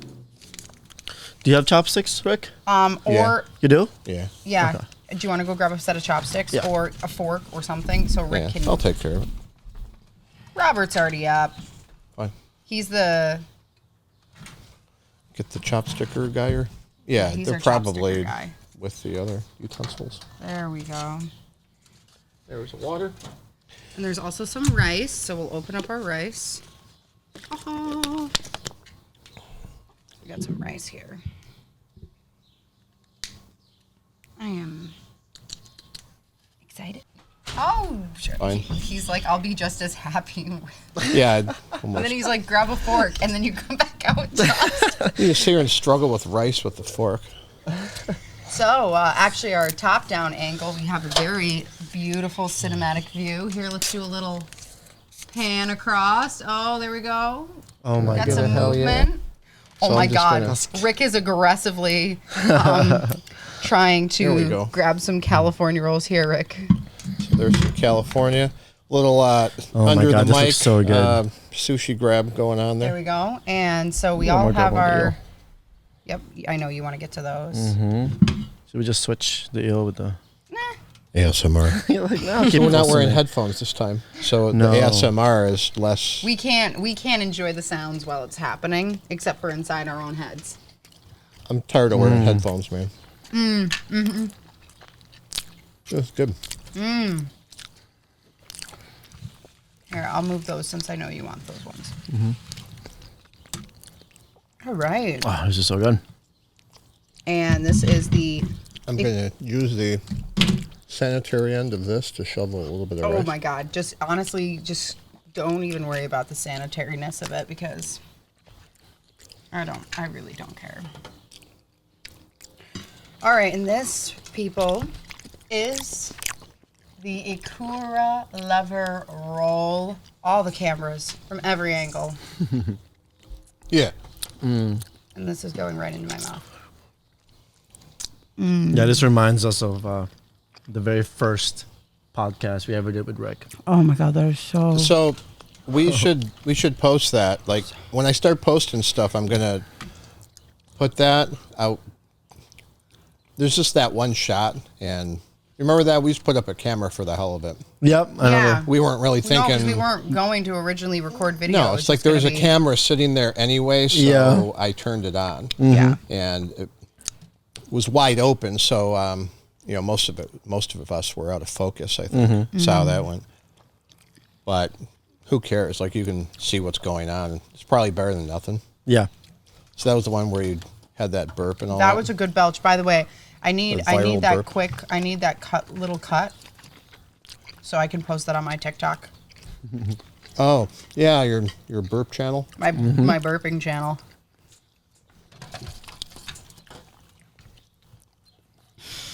There you go. Slide it closer. Give me that. All right. And what's that? Salmon with guacamole and It's avocado. yeah. So it's a salmon roe and avocado. And this one right here, the eel. Avocado eel roll, yeah. That is good. very, very good. I'm going to steal this piece of salmon right here. Oh my God. Guys, sushi is my favorite food. And if it wasn't so expensive, I would definitely eat it every day. We used to go to Sushi X all the time. Oh, it's in Latham, right? Yeah. I've been So there all a you can eat couple. sushi for $25. Yeah, which is slightly suspicious. It's a little suspicious, I've but been there a couple times, and I had a friend get food poisoning there once. So I'm not sure what's going on there. Like, they increased the price a while back. yeah, I don't know. Like, something's going on there. That's all I know. all right. So we ordered this food from Unagi Sushi in Troy. I've never eaten there before.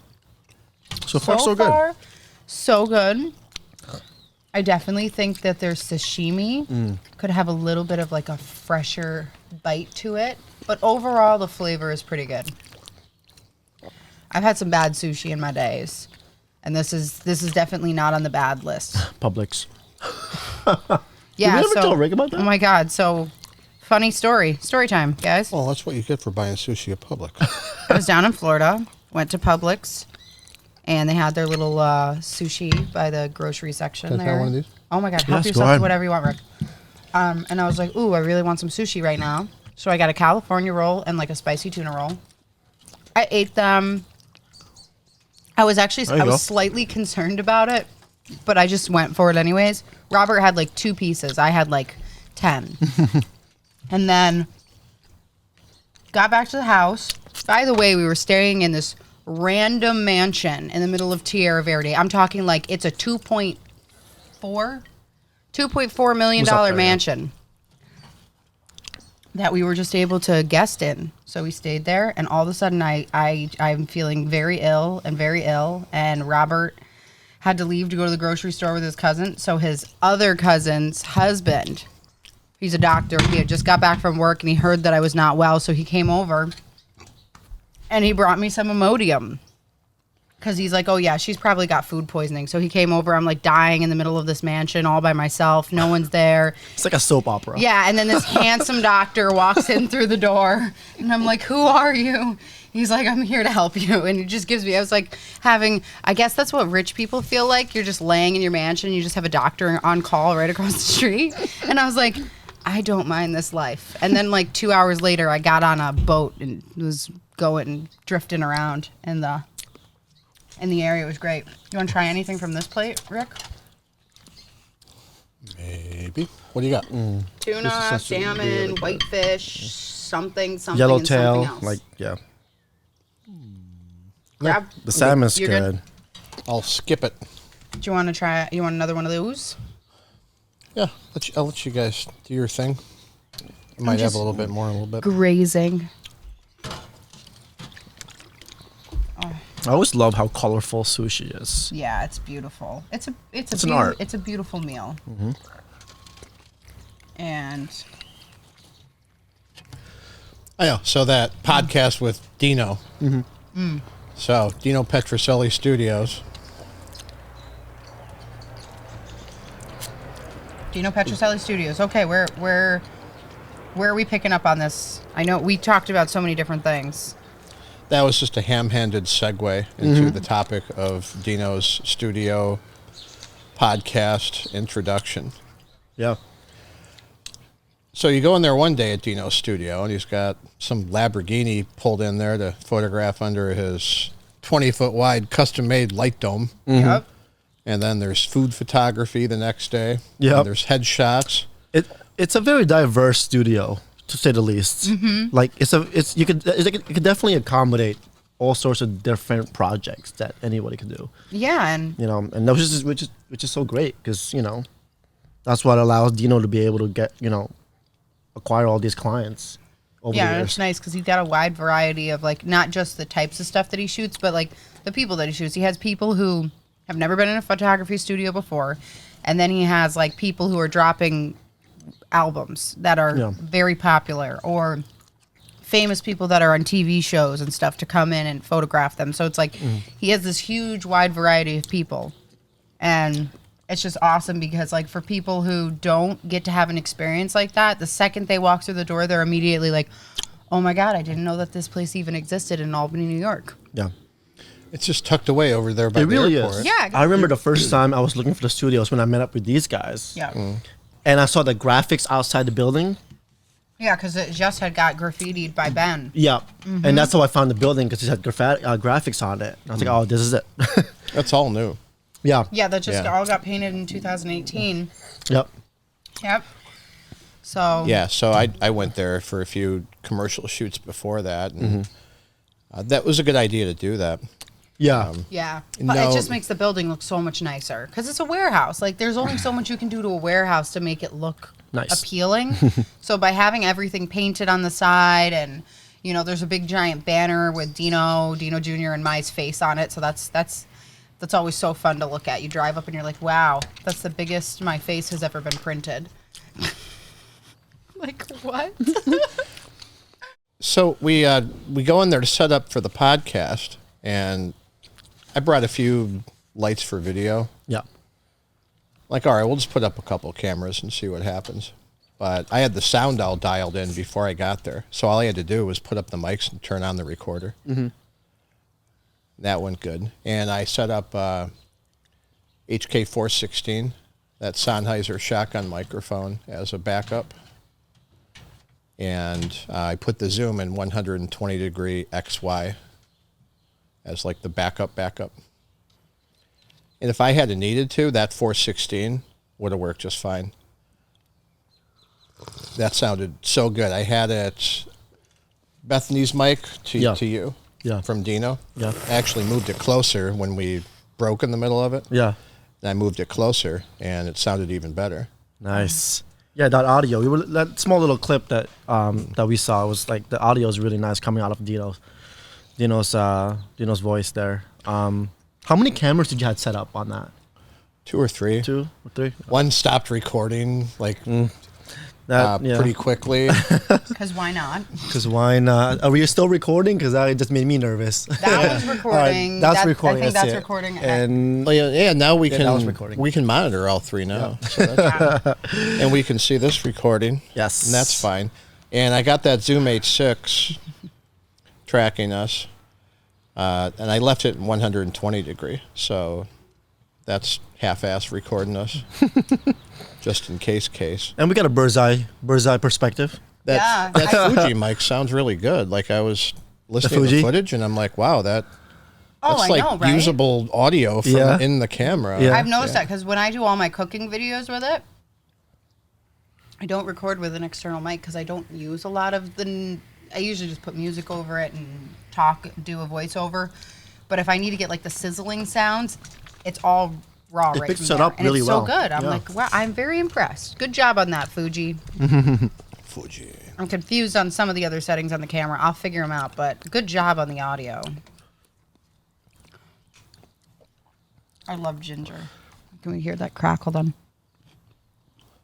Damn right. Mm. So in post, I used the D-Reverb. D for the reverb. Dino Oh, okay. podcast.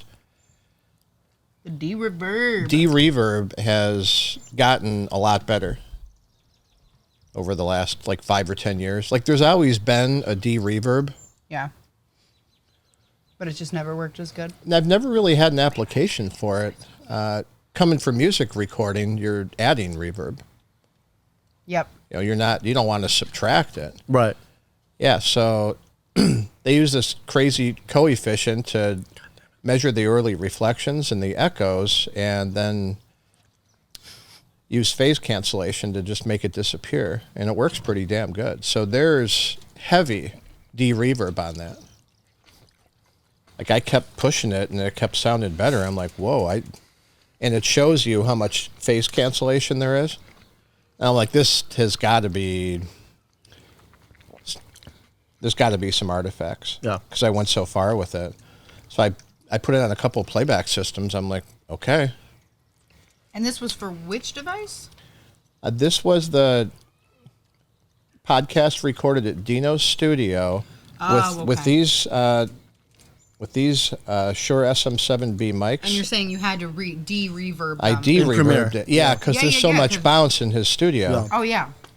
And it sounded better with the de-reverb. And then I did something you normally don't have to do, but because there was so much echo, I went ahead and ducked the microphones. So whoever's talking, their mic's at 0 dB. Right. So If there's you nothing. set up those white foam border things that he has, if you set those up on either side of where you guys were recording, that probably would have helped a little bit.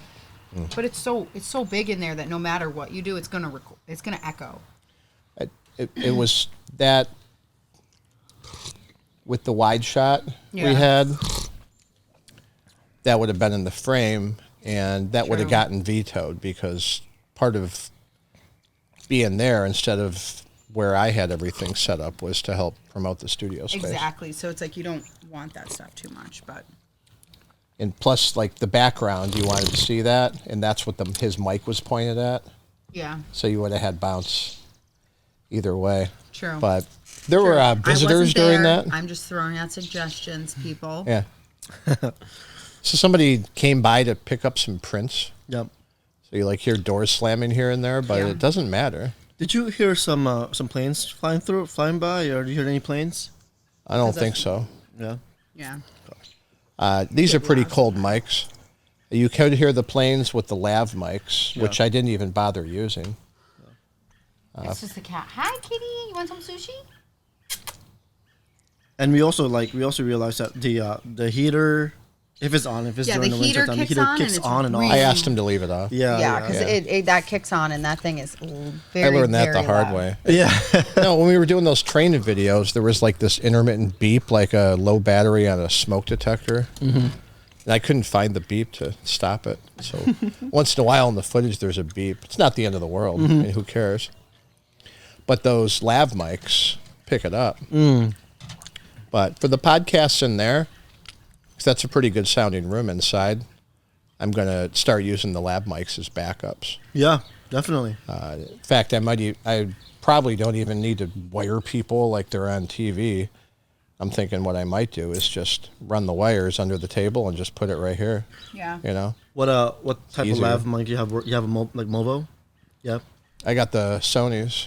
The Sony ones? Oh yeah, those. Yeah, yeah. People borrow them sometimes. I haven't used them too much, but I'm always really happy with the way they sound. As long as you get the gain staging right. If you record into a DSLR, Yeah. I got the Beach Tech. You need the Beach Tech, and you got to turn the mic gain all the way down. So that's what I missed at that falling into October, is I had the mic gain set to auto or something, and that's why there's so much hiss. Oh, that's why. Because the trick with these DSLRs and the mirrorless, the trick with it is to turn it down. turn the manual recording down. Yeah. You turn the mic gain inside the camera way down, and you turn the preamp on the microphone way up. Yeah. And it's quiet. Yeah. But you can't turn up a built-in mic preamp on a DSLR without it getting super noisy. The only exception is, the Sonys aren't too bad, but the G6 is super quiet. CeeLo brought one over. We were testing all that stuff a few years ago. He brought all these cameras over, and we were testing which ones got noisy preamps. We did this whole thing about it.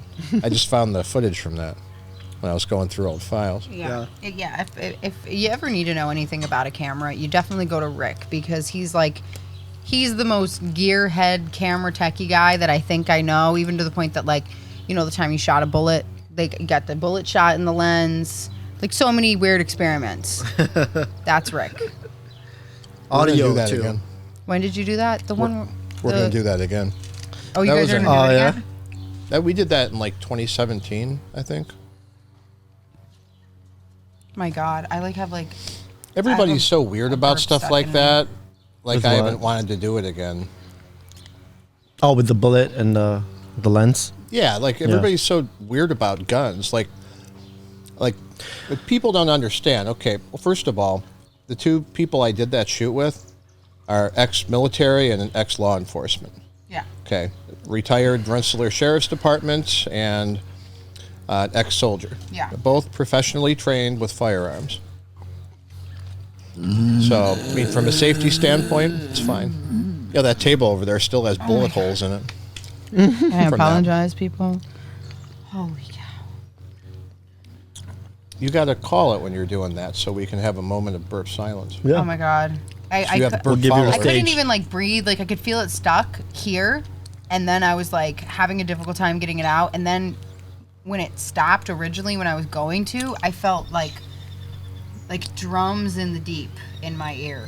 Boom, boom, boom. I don't know if any of you Lord of the Rings guys caught that reference. Burp followers Burp follow. on Burp Talk. Burp talk. Oh my god, burp. That's weird that like everybody's stalking you for burps. Yeah, no, It's an interesting the demographic you got there. There's so many It's a- funny comments though. Yeah. It's funny, but I wouldn't seek it out, you know? Yeah, right. I think that it kind of just shows up on people's page, like, because the way the algorithm works on TikTok, it's like random content just pops up and you slide and you slide and you slide.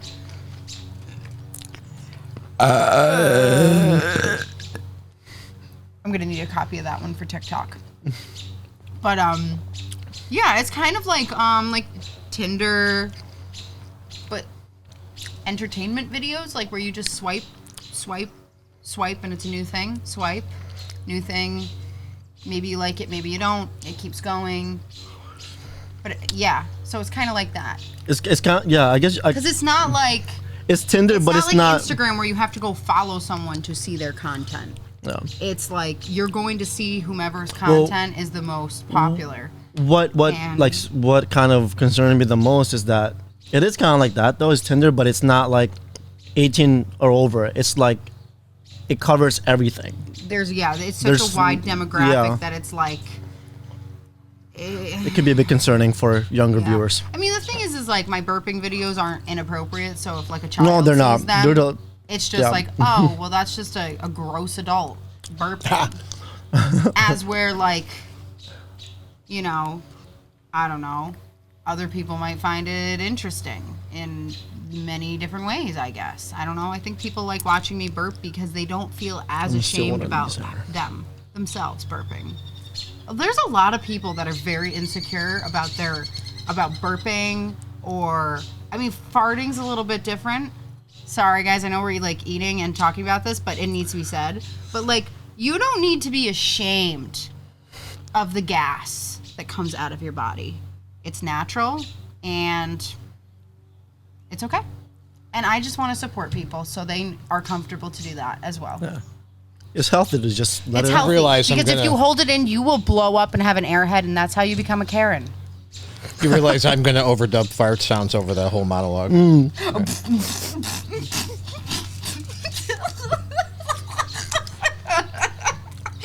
But like, no, who cares? Like, we're all humans. We all do it. Like, it's fine. I mean, you don't need to be gross and rude about it. Like, if you're out at a nice restaurant, you don't need to like belch really loud. But like, if you're just in the comfort of your own home, or you're hanging out with your friends, or you're doing something funny and you just like let out a burp, who cares? I don't think anybody minds burps. Well, It's- I dated a guy once who would not let me burp around him. He's like, you literally need to go in the bathroom, close the door. You can burp in there. A fly just Are you went serious? in our soy sauce. I'm not even joking. You won't eat much. And I'm just like, what is wrong with you? So, yeah, that's super weird. So like I would have No to like comment. leave the room, and if I did it in front of him, like he would just shame me and tell me it was gross. So I'm like, okay, all right, like I'm just gonna like. I just felt like I couldn't be myself for that entire year, or I think however it's funny long when it girls was. do It's like I can't be myself. That's why it's great. I think it's funny when girls do that. Yeah, because like it's just that's what it's meant to be. It's supposed to meant to be like comedy humor. It's not meant to be like, oh, this is a gross thing. It's just like, oh, I had a burp. It's boom, done. It's natural. It's natural.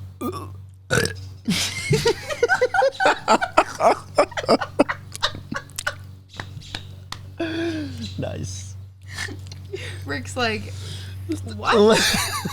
Like, we just recorded such a nice song the other night, and now I'm just like, talking about. Farting and burping. It's just funny. Like That would be so funny, like in the middle of that song. Stay here with me now until. Baby, come back. It's just like.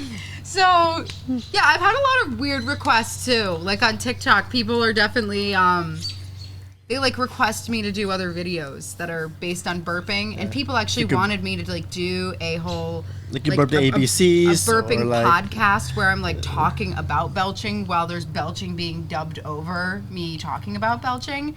Like, oh, my phone's up there recording, so I can't actually grab it and, like, look at the comments. But there's a lot of... It's just very interesting to see how people's minds work, especially when you know nothing about them. Yeah, I'll pull it up on my Like, phone. you're like, they just make a weird comment, and it's, I don't care. Like, I've never had anybody necessarily bully me for my burping videos, but I guess there could be, like, a negative comment here and there. But I just think it's hilarious. Like, the first day that we started going... Make sure you shout out who they are, too, if you want. Okay, so, yeah, because I might end up, like, posting a little bit of this for the people out there, but... So the recent video, like, I don't understand this comment, but mayhem_365 said, I'll be waiting for the apology vid. What does that mean? He means that in today's climate, it might become necessary for some people to apologize for something they did to avoid being canceled.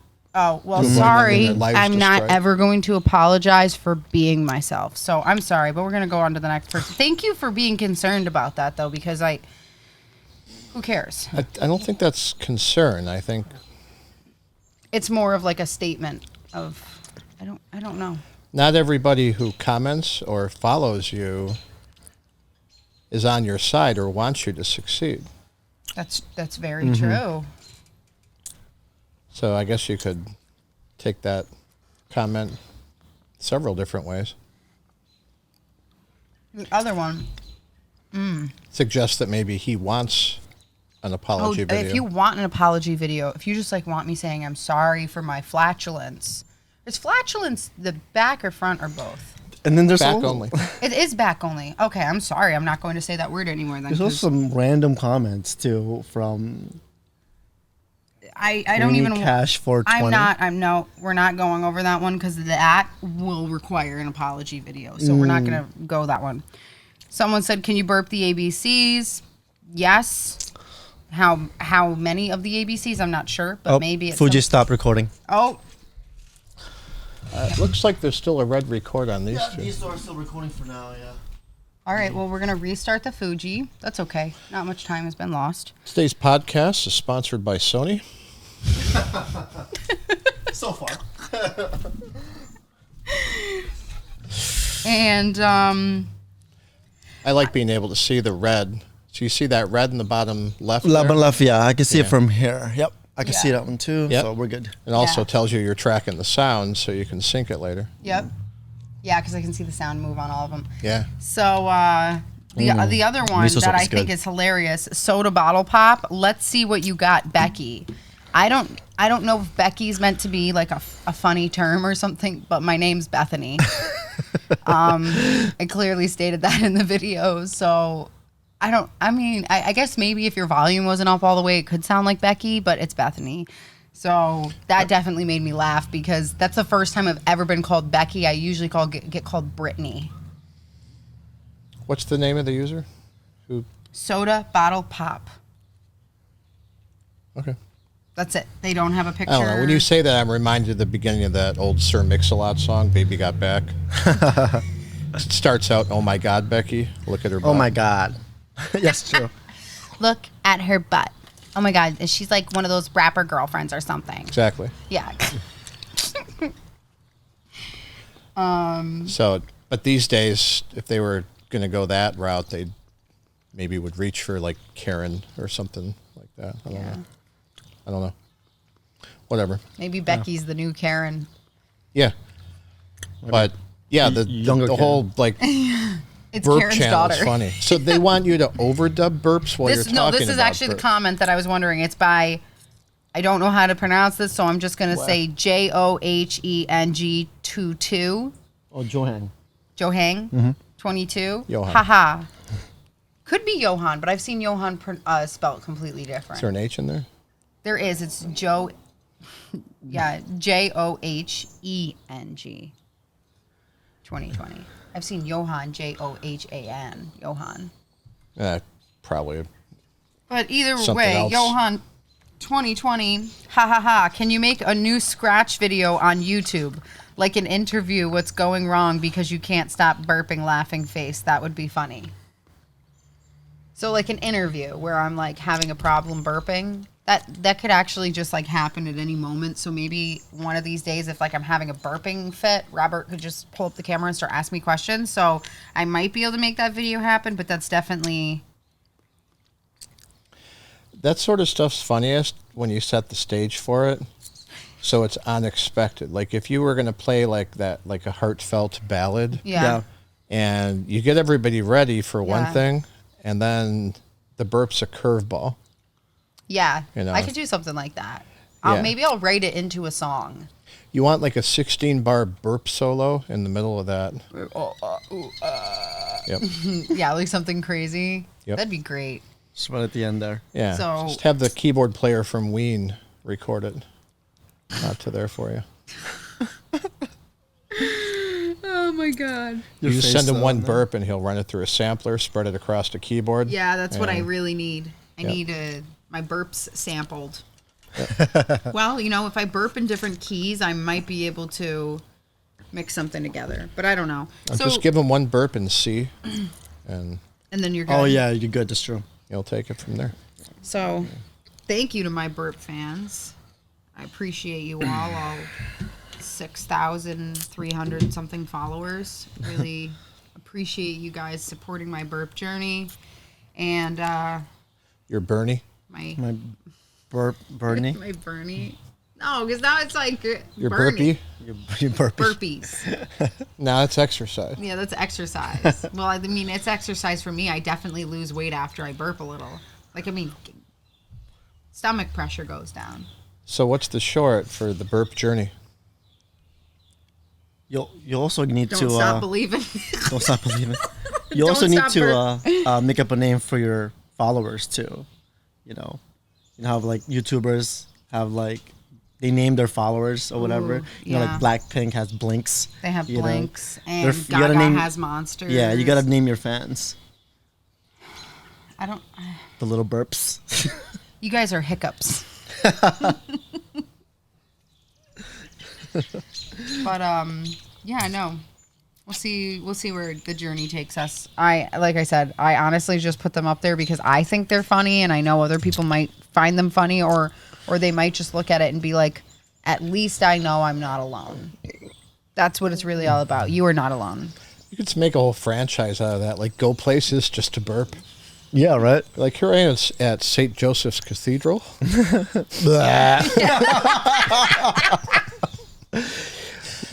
Just exploring the acoustics of the world. Yeah, Like we are honestly- here at the Colony Town Court. Okay, that's actually. Getting thrown out. It doesn't matter, you're leaving anyway. I am Yeah, here in exactly. Is it England? That would be hilarious, actually. Is it England the Queen's in? England, yeah. Is it the England? Yeah. I'm here in England to meet the Queen. Sistine Chapel. Exactly. Abbey Road. That would be good. All over the world. Well, what are the? I'm in the Great Pyramid at Giza. Robert's in the Queen's chamber, and I'm in the King's chamber, and I'm going to burp and see if he hears me. Robert's got a microphone. Let's cut to Robert. And then he just hears this subtle. Is that a mummy? It's like, Is is that faint noise? You hear, oh, yep, that's Bethany. I got her. It's the call of the wild. Yeah, Exploring the acoustics of the world. that's true. That's actually a really great idea because Yeah. Robert and I do plan on traveling the world. So if You you should guys have a- want me to continue you this, need a burp app. You know how Mike and your sister and her boyfriend has a poop map. poop map. I don't know if any of you know You heard about about poop that? map. Like where to poop? Yeah. Actually, I know somebody that by medical necessity had to. Well, sort of plan no. ahead. It not only is it like a medical necessity, they don't use it for medical Use it reasons. for comedic they purposes, use yeah. it to rate locations and their poops. And I'm so describe sorry it- we're talking about describe this. We the might end up experience. cutting this. So like their poop or like Their poop. the Their poop. environment. that No, they pooped like in. their poop, and they have all these different friends that they follow on the poop map. So they're all, because they're all friends, they can all see each other's poops, and they'll be like, "Oh, I stopped at, we went to Red Lobster, and I pooped there, and my poop was this size, this color, this It's a is how it thing. It's a felt," thing. Yeah. and I'm like, "What?" Hold on. Yeah. What's the geography got to do with it if the app's all about the poop itself and not the space? Because then you can check into all the locations you've pooped at. Yeah, it's like Google review. It's you like know? a Google review like for the Yelp for locations. poop. Pretty much. Yeah, it's poop Yelp. It's poop And then Yelp. you rate your experience Yeah. in that facility. Yeah. I refuse to get it, but yeah. I do like to joke with them about it a little bit because it's kind of It is funny, kinda actually. Yeah. So who would sponsor your burp tour? I would hope that either White Claw or Coca-Cola. Turkman. Those are good. Those are good. I mean, oh, I totally forgot what I was going to say. The bubbles in the beverage, that thing, carbon, not carbon. Monoxide. That wouldn't go very well. The carbonation. Thank you, carbonation. I just completely blanked. But you don't even need that, really. You can just burp on command. I don't need any type of carbonation to burp. That is a fact. But Yeah. if I drink carbonation, my belches become terrifying. They're a different Very, level. very It's a loud. different level, And like to yeah. the point that sometimes it actually is very painful for me to drink carbonation because it makes me burp so much more. And it's like I feel like, you ever seen that episode of this Three Stooges when he swallows the harmonica in court and they just start playing him? That's me when I have some White Claws in me. I use just like, you could poke my belly, lift my arm, and it's like like that. If you've ever seen, no one knows what I'm talking about. We're gonna have to. Do you know Three Stooges in the courtroom with the heart? He swallows. It's all about exploring the spaces with the powerful burps. Okay, Yes. so that's what. How it echoes in your surroundings, how it sounds, Mm-hmm. stuff like that. Like, it would be really cool to have you burp in the middle of like the forest Ultra wide angle. where there's no noise, We no should sound. go to that tunnel where we recorded my song for the first time. Yes. Oh, here. The acoustics in there. Everybody say hi. Hello. Hi. What are we doing? BTS. Saying hi to So.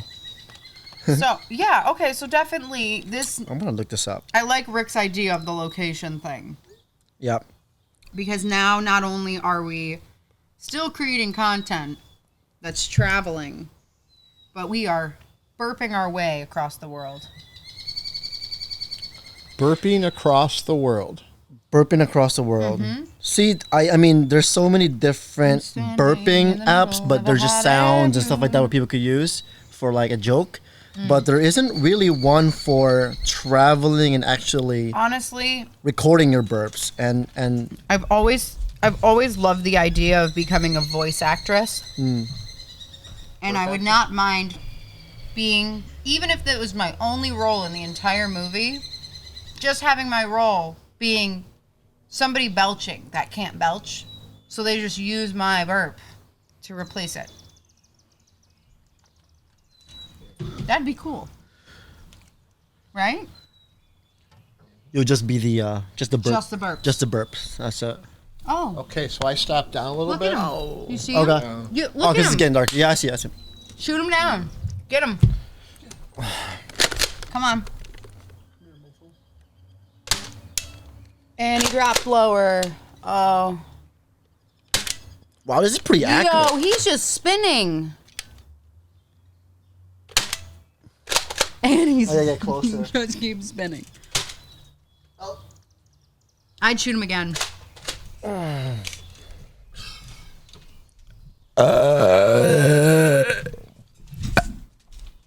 Excuse me. So So that looks like it That was delicious. locked on me again. Can you see that? I don't have my glasses on. Am I focused again? You look focused, but Robert, can you see if Rick is focused? Yeah, look closely. Yes. Okay, thank you. Yep. So yeah, I opened it up a little bit because the sun's coming around. Oh yeah. Oh my God. I don't want to go auto ISO. I don't know what that would do. Good. I always get very nervous with auto ISO because it's just like changes too much and then it looks weird on camera and it's just, I don't know. I don't trust it sometimes. House Cavern. House Cavern. Yo, that's my hometown. That's a good Dinner local ones. burp site. That could be like step 1 on the burp tour. And then you could go to secret caverns. Great story about secret caverns when I was a child. When my dad was still interested in me. He took all of my sisters and I, and he took us out to secret caverns for like a cool, fun day. And he knew the guy that worked there, and we were the only ones in the cave. So they handed us flashlights and turned the lights off, and we got to go running through the caves all by ourselves, all the way down to the waterfall. It was the coolest freaking experience ever. We had me and my 3 sisters, entire cave to ourselves. I bribed a guy to let me do some long exposures in there. Is my forehead zebra striped? Yeah, slightly. Here, let me bring it down. Stop me down. There you go. So, I think if I do make a musical album, it's going to be called The Belching Ballads.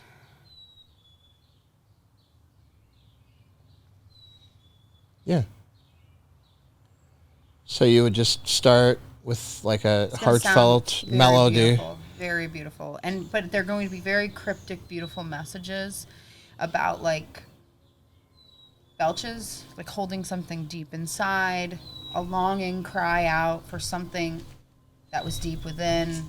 Lyrics that Oh, we're getting. You could be like, oh, I understand. getting That's deep. literally about a burp. But if you don't hear it from the perspective of a burp, you're gonna be like, oh, that's a beautiful song. Like I just, I'm gonna write a song. I just told Robert about this the other night. I started writing some stuff down about a song. It's gonna be called Underneath the Surface. Like how beautiful is that? But all I'm talking about is this freaking pimple right here that's so painful underneath the surface. Beautiful songs about strange things. It's a great metaphor. Great metaphor. Underneath the surface. You should write a piece so that you could like sing it for your audition. Oh yeah. Stop. No one's supposed to know about that yet. A little overdone, but I'm thinking Chariots of Fire. Chariots of Fire. Chariots of Fire? What's that? The name? You don't know Chariots of Fire, the song? I don't know. No, you should cover that song, burping. Yeah, you don't know that one? Mm-mm. All right. So you'll recognize it. We'll pull that up.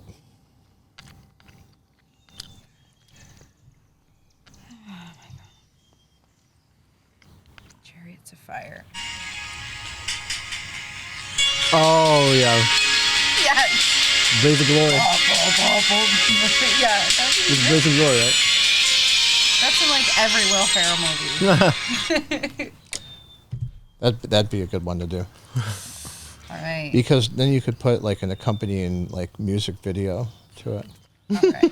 So yeah, are you good at sound mixing burps to follow that? Well, see, that's where there's some decisions to make. Are you gonna burp them all live and just punch it in and do the whole song?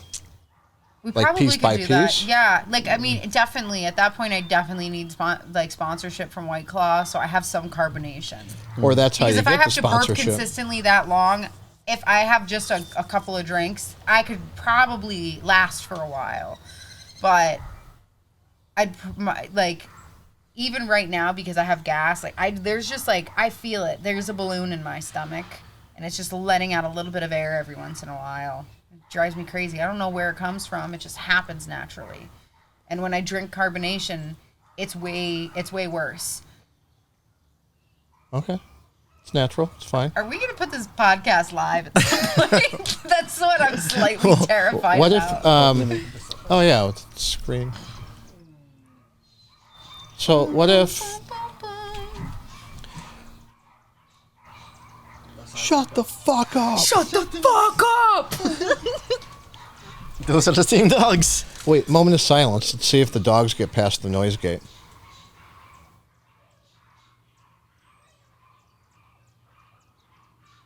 Just barely. Just barely. You see Okay, it? yeah, but I don't know if you guys can hear this, but it sounds like one of them is like sneezing dramatically. Like it sounds like Robert's sneeze, but dramatized. I walked by that house yesterday, Chaos. and those little ankle biters they're on this little tiny porch. And they got like this half-assed fence so they can't get out. Mm-hmm. They just looked at me. They didn't even bark. Maybe it's just when the UPS guys. You know what's so funny? You mentioned that a UPS truck just passed by Right over now? that street. Yeah, just like a minute ago. Yeah, I You got them all. You got them all excited. Mm-hmm. That's pretty much their highlight of the think they day like is the UPS truck. Yeah. I got packages coming. Nothing too exciting. Some more microphones, some more gear. No, I'm good there. I might Yeah. get a Sony A7S III, but I guess the next one's coming out. Oh, you might as well just wait. Yeah, for that. well, I got a lot of learning to do this year, like editing and OBS, and none of that requires more gear. It just requires more time. Yeah. just time and just knowledge. Yeah, the only expense there might be if I paid for a workshop, and I don't know if I would need to do that or not. I feel like you're pretty good at figuring things out on your own if you need to, and YouTube is like expanse. YouTube has a lot of good OBS tutorials. Yeah.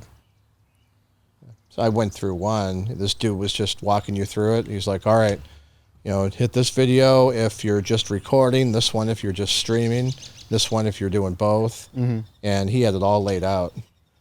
Just kind of cool. So by the time I got through that first video, I felt like I understood what OBS can do. Yeah.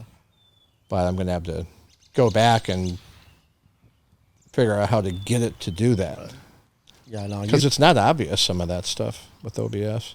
All the stuff that I learned with photo and video is just half of them are through YouTube, really. Honestly, The other half is just going out there and just learning for your own. YouTube is what helped me get my bachelor's degree from Albany. Hell yeah. Because I feel like half the time I was not really processing things that were being said to me, so I was just like, yeah, YouTube it. Pretty much. Damn right. Yep.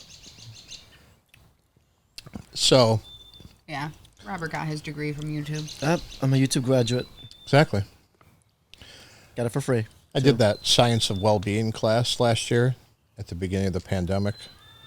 Course through Yale. So I got my little accreditation for the Science of Well-Being, which is supposed to help with like appreciating your situation and taking a moment to savor good moments and stress reduction. So you have is that a certificate from Yale? Yeah.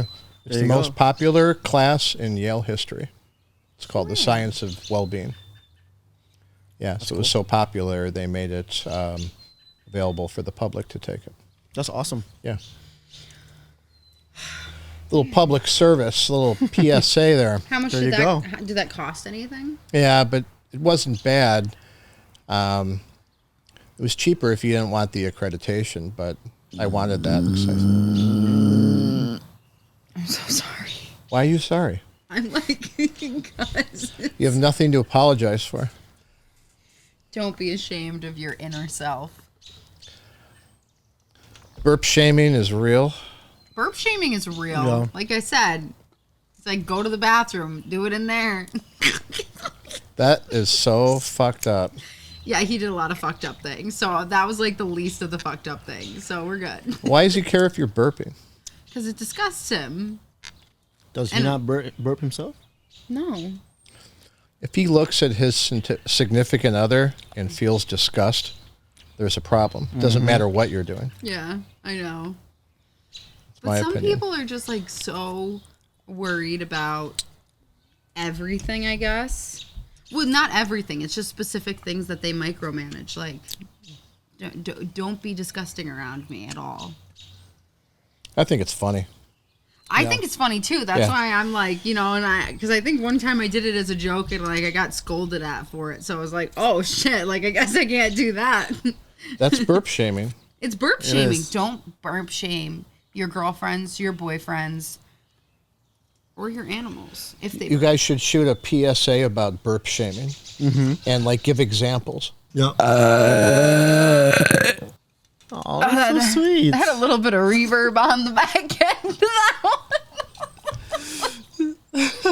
I was like wondering why I thought you were going to try to burp me, and then I realized you were just being sweet, and I'm like, why are you touching Robert me? was being supportive of your burp moment. There you go. Thank you.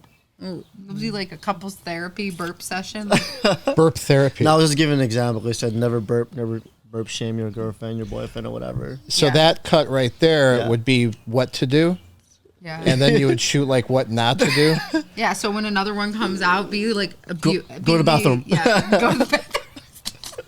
Do that in the bathroom. So you would get somebody to take that, to play that role Yeah. in the video. Like somebody who would like admonish you for burping. Yeah. Yeah, like somebody, Yeah, you should get your who ex. do we know? Honestly, I've been thinking it'd be a really great comeback to just do like a stand-up comedy skit where I pretty much just like belch and then talk about some random things and then just belch again. It's all about the setup. Yeah, it's like how I gotta set each joke up in just the right way that the belch is meaningful. You know? Yeah. Yeah. Like, I don't So, know. yeah, you'd have to plan that out. Oh my god. I don't know what it is because like I literally drank zero carbonation. Coffee, bubble tea, sushi, and bam.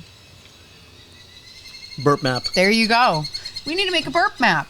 What was the best place? Yeah, that's what it should be called. 'Cause, I mean, Burp map. But do you think they'll be offended because like we took that from the poop map? No, you know how many blank maps are out there? Apps? Well, you could call it like the burp tour map, Burp tour map? Yeah. Like I said, because that lets you talk about those places. Like you could go to the Sistine Chapel and talk about how special it is. Yeah. Yeah. And Give how us a long little it took to history. and then I complete, can you know? be like, and the best part about this historic building is the acoustics in here. There's nothing like the reverb that you get here. And it's just like, It just echoes. and cut. You just get a we bunch got of, it. like- That's it. Yeah, those clips could go viral. Absolutely. Yeah, like you 'Cause could you do ex- one, like you get on the ground with the wide angle, Yeah. and she goes over you, so the burp is in the, you're burping with the into ceiling in the shot. ceiling. Yeah. Yep. Yeah. I'll have a Bunch of camera. naked people No, I'll up have a there. few cameras kind of set up. Like I have one myself, and I'll have a wider camera somewhere else in the corner, so it'll just show the grand space. Yeah. Yeah, and you're gonna be in the middle of it. Oh, you know that that tunnel system that's in what's that the only place that has grass in New York City? The Central Park. Central Park. The only place The way that I has just grass in New York I City. knew exactly. I was like, I'm just like forgetting things. Yeah, Central Park. There's that really cool like underground area before you go up that set of staircases. Oh yeah, it's like a tunnel, and, then yeah, you go it's got back. the Yeah. arches and like some, By the pond. yeah, Yeah. like that would be great in Yep. there too. Walk with me. The acoustics are awesome in there. Central Park. Oh my god. If needed. Ah, got one. Hell yeah.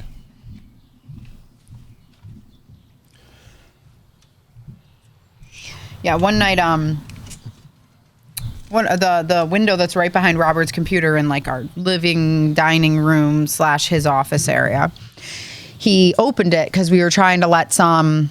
I think we were just letting fresh air in, or we were letting smoke out, or something like that. Because we don't actually have like an air vent in the kitchen, so like we have to like turn the fan on and open some windows because there's no real air vent because it's such an old house or building, whatever. So.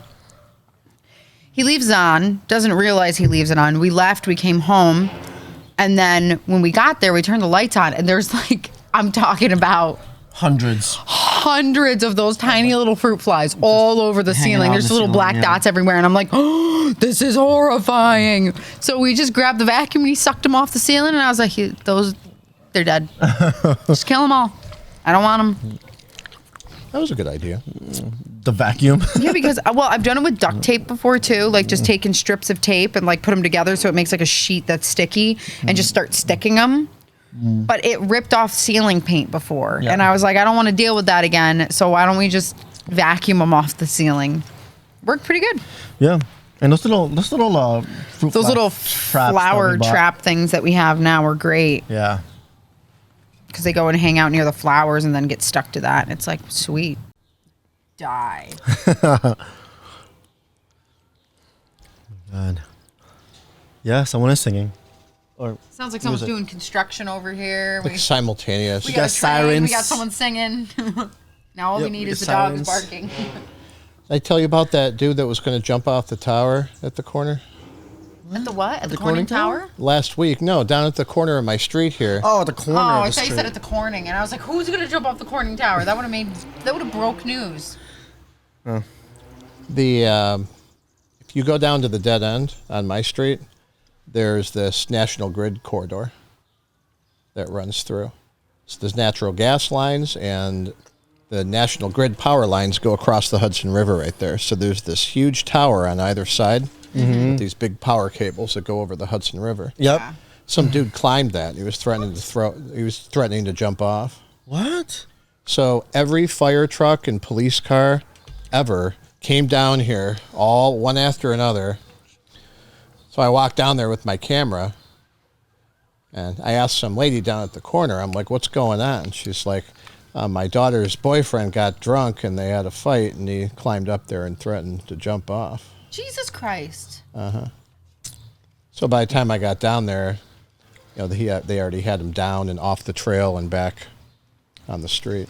We've been in that area, very close to that area. You know that time when we were hanging out with Sedge. Oh yeah, and that's Lex where with the lightning bugs were.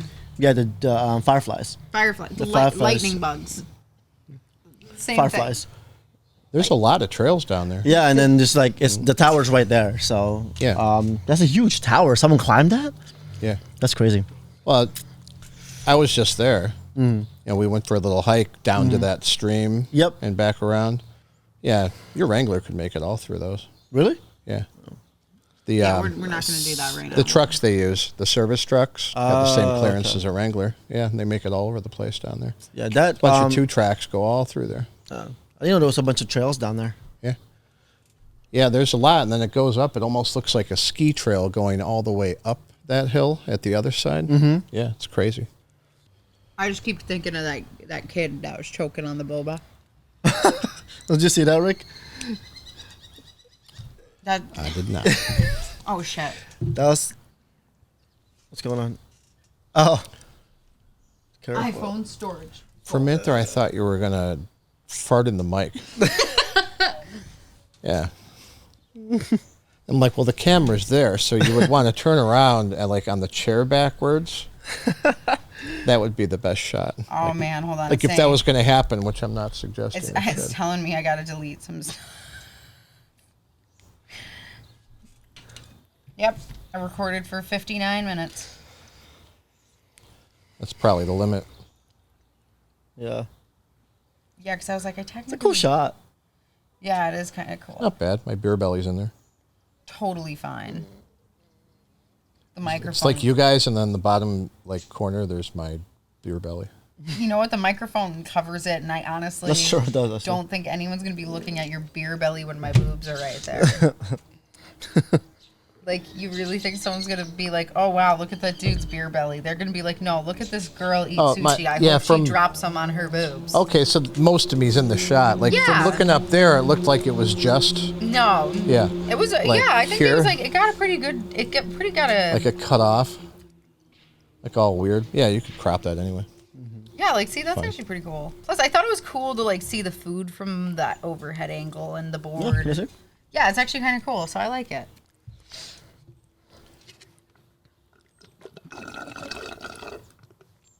Oh yeah. So Robert, can you open up that camera a little bit? Sure. I'll leave it to your judgment, but it's just me, so maybe just open up the aperture a bit. If it's already at 150th. It's at 3.2. It's looking.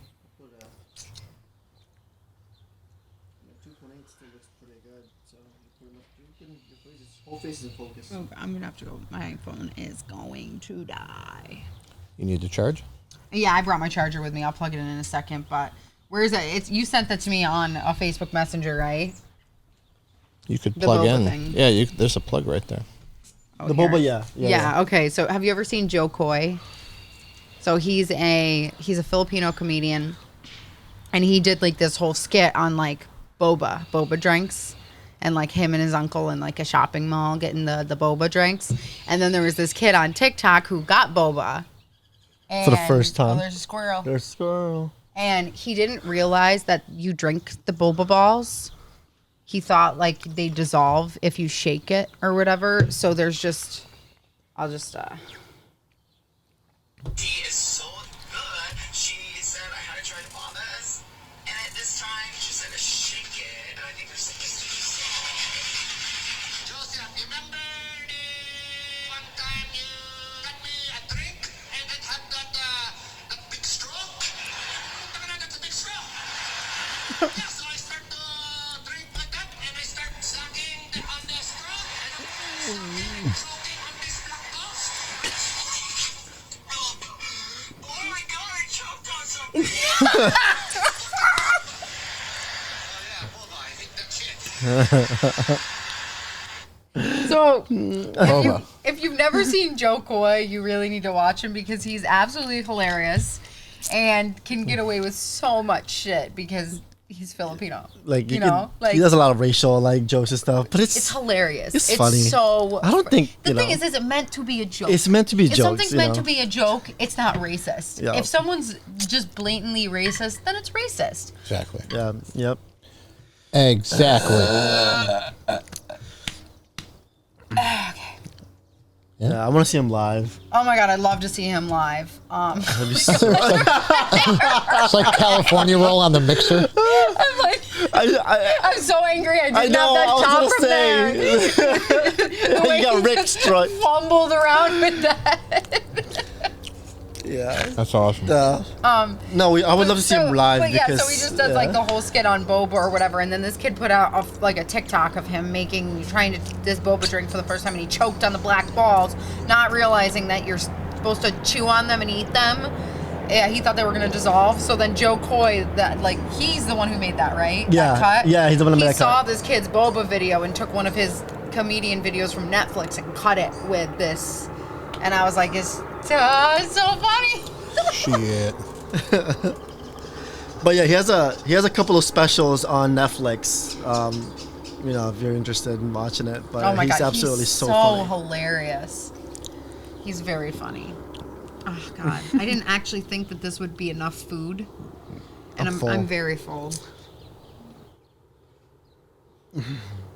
Man of War, isn't that what that thing is? The jellyfish. That jellyfish Yeah, that's what is it's called called. the Man of War too, right? That Yeah. thing is terrifying. Well, I guess it kind of looks like the helmet. Kind of looks like the jellyfish. I think that's. Yeah, there's plenty of coffee in there. Yeah. Yeah, that's hers. That's over Yeah, here. this is mine. Okay, so strangely, I actually like to wait until my coffee gets almost down to room temperature so I can like chug it.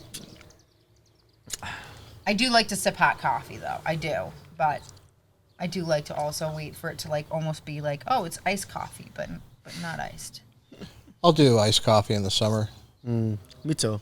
Like that batch, I just poured it over ice and drank it. Oh, nice. Yeah. Yeah, like see that's Sisters that did that. it's like it won't burn my mouth. Hell yeah. Motherfucker. All right, so So a while back, I did a podcast at Dino Petrocelli's. So this is the intro to that. this is like the 5th time. No, this something like that. That we've gone back to that. I know.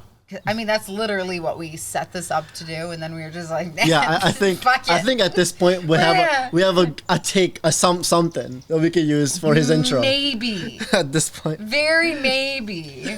You don't realize how unlucky I've been with these two intros. Yeah, he's like been trying to record these intros for like what, three It's bad. months now? It's not funny anymore. It's. I mean, it's kind of. To you, yeah, there maybe was, not. but Well, to somebody it's like else. okay, if you're going to do a podcast, like you want it to get released at some point. Yeah. Yeah. So people are like, "Where's the fucking podcast?" Right. Yeah, no, because even Dino was like, when we were getting in, leaving lunch today, he's like, yeah, can you like tell Rick to like get that podcast done? And I was like, that's what we're going over there to do. And then we've literally just been here talking about burping and TikTok and. Yeah, because it needs to seem natural. Yeah, like that's the thing. That was the problem with those. Is I'm just looking at the camera. Yeah. And I'm like, hi, and they just sound. You should do kind of like where you're turned to the side talking to someone almost like a talk show host where they're like, yeah, it's really good. And kind of like we're doing right now. And now we're gonna, kind of like what we're doing, and then like look right at the camera. And now back to whatever we were talking about. So I went over Dino's and did a podcast. And we've never done one on site before, so we just put up all these cameras real quick. The sound came out great, but the cameras, meh. Yeah. So we'll cut to that.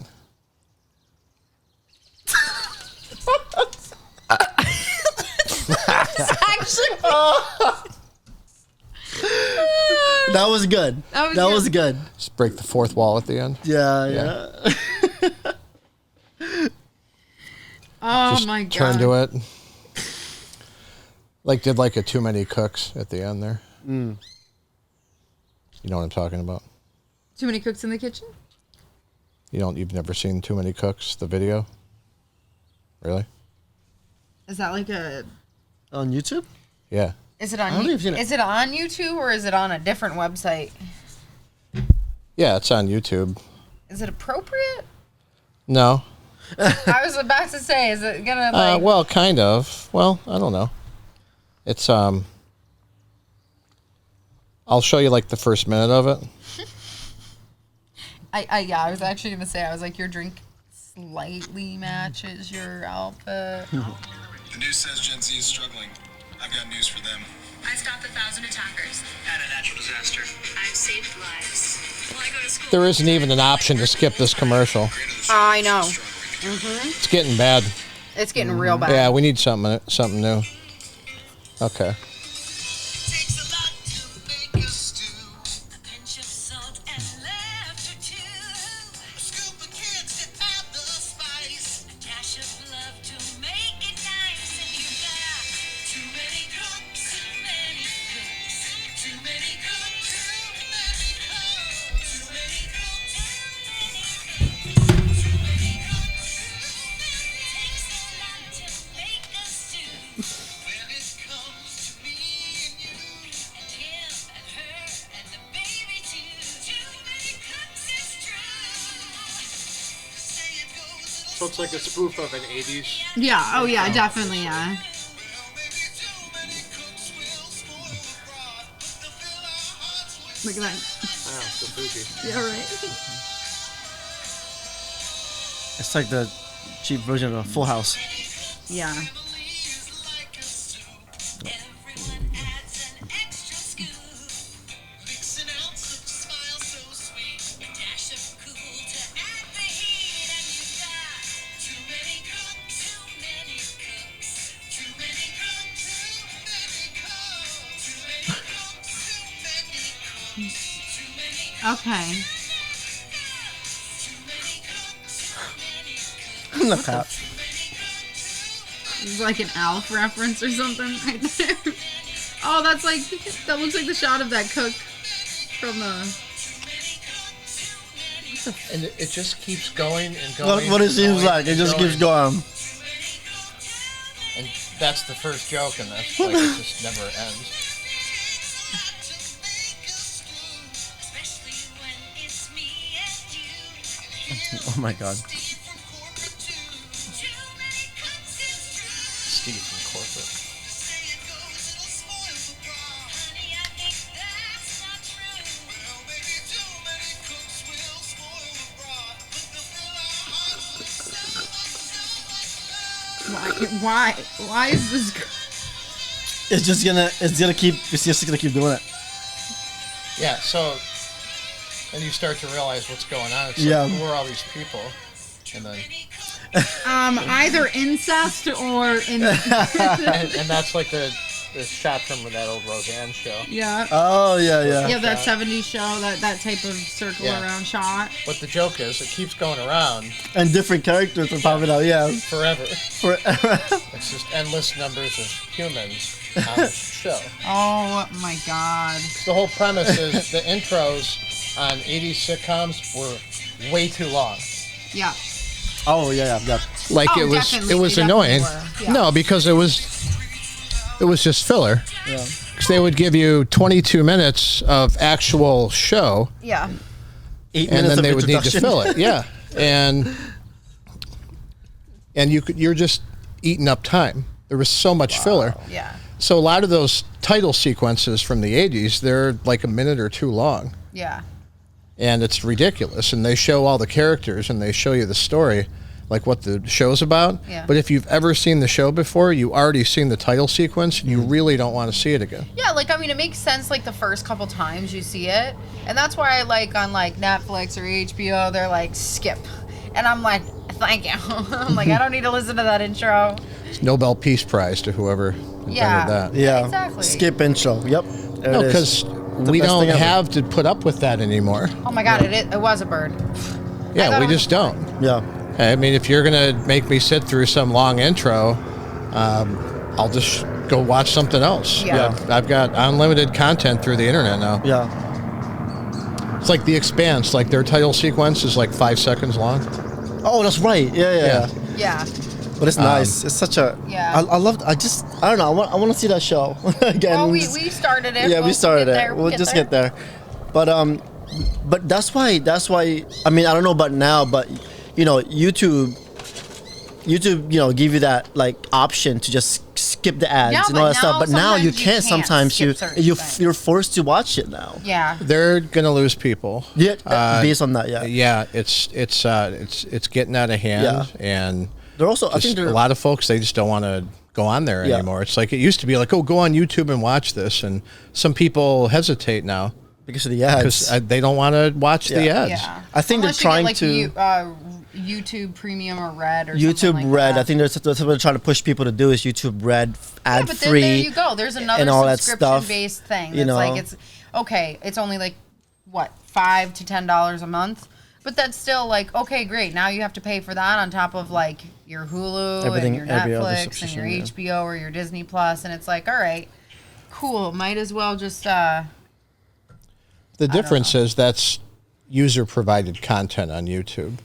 And that's what's kind of strange about all the ads being, because last year they changed the user agreement to where now they can force ads in front of your stuff even if you don't want ads, Oh, wow. Okay. which is I didn't know that. a little questionable. yeah, unless you're like big enough on YouTube that you have paid ads, and then those paid ads go over the pushed ones.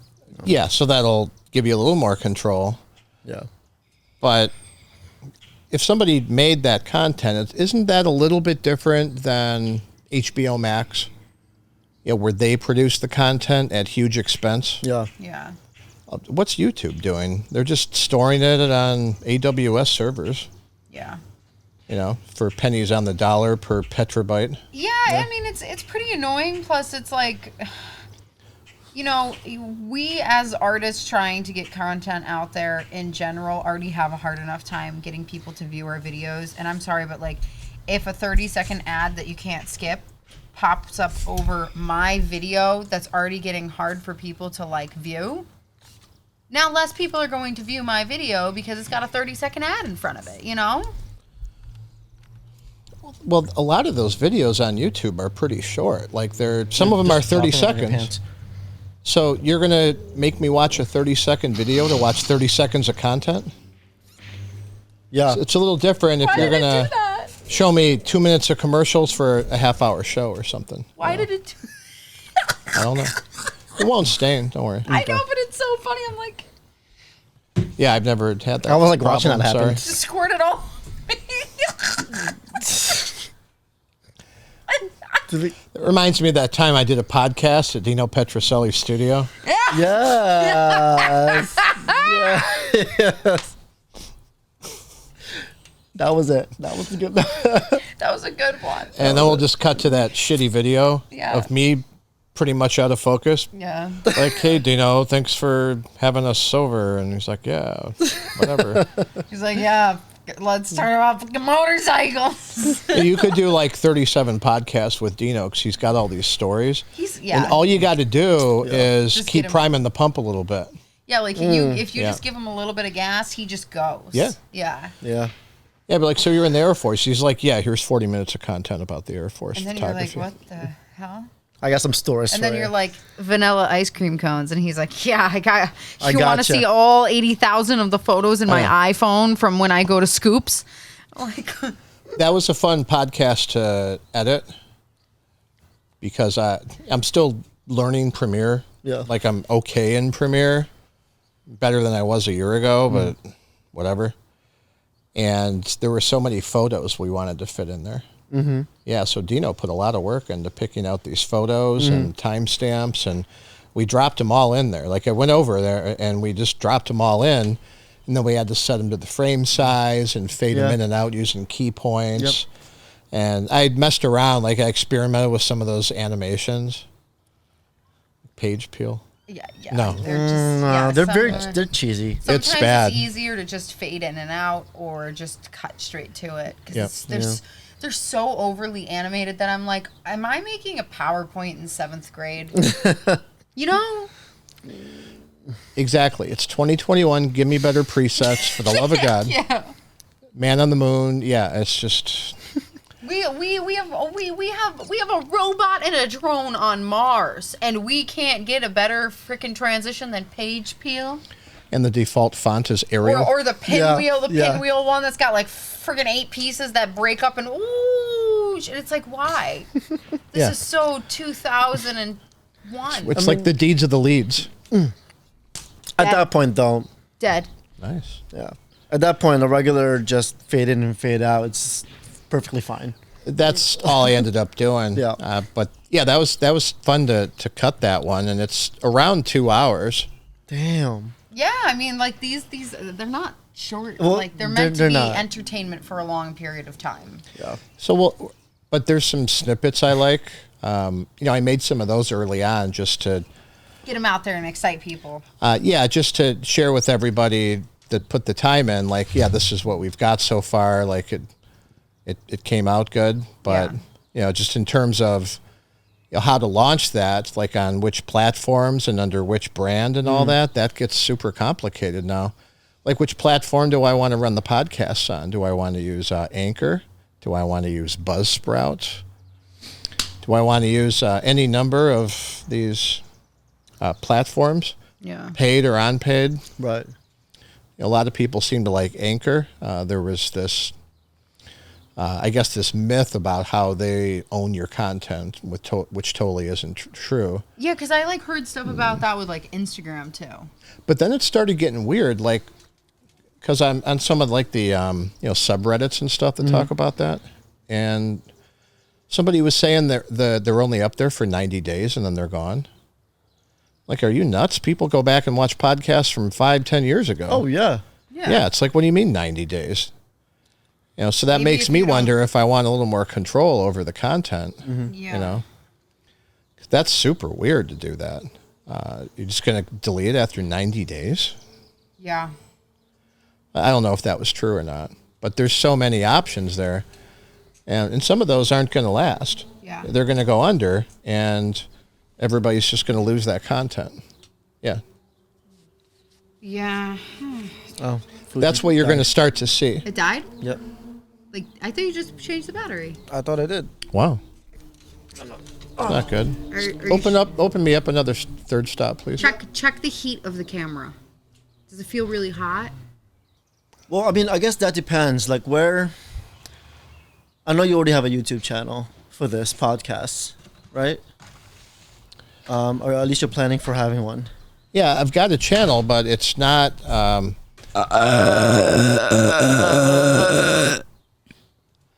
That reminds me of the time I did a podcast with Al Gore, Pulitzer-nominated journalist and author of the new book, Beyond the Sphere, Encounters with the Divine. So let's cut to that podcast with Al Gore.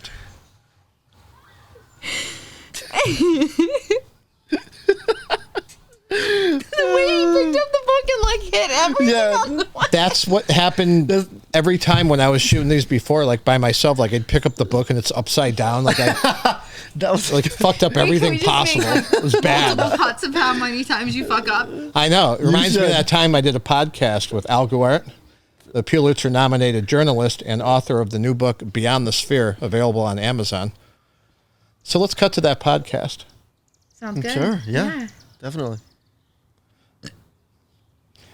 Hey, you guys want to watch that podcast I did with Pulitzer-nominated journalist Al Guart and author of the new book Beyond the Sphere, available on Amazon? Yeah, we'd love to. Let's cut to that podcast. Babe, you didn't hit record on that camera.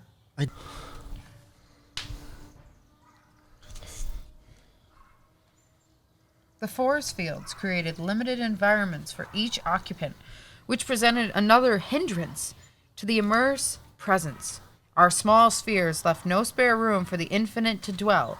So there were two tissues preventing communion, an intangible barrier, and the limited space it created. Pulitzer Prize. Alfred Gwart. Buy this book. Support this local artist. Do the thing that's right. Follow me on TikTok. Watch my burping videos. We are back in business. Me.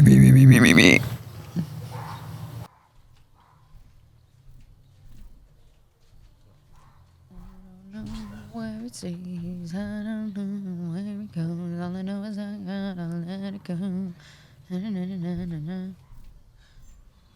Na na na na na na na.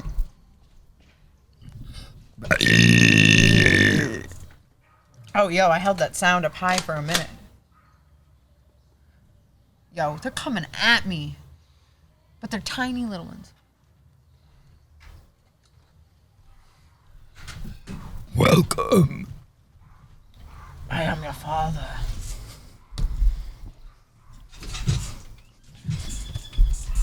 Die, bitch. So, were you just reading Beyond the Sphere by Al Guart, Pulitzer Prize-nominated journalist? Actually, yes, I was, Rick. Did you know I did a podcast with him? Oh my God, Really? no, I'd love to hear Wow. about Yeah. that. Yeah. Here, I'll show you.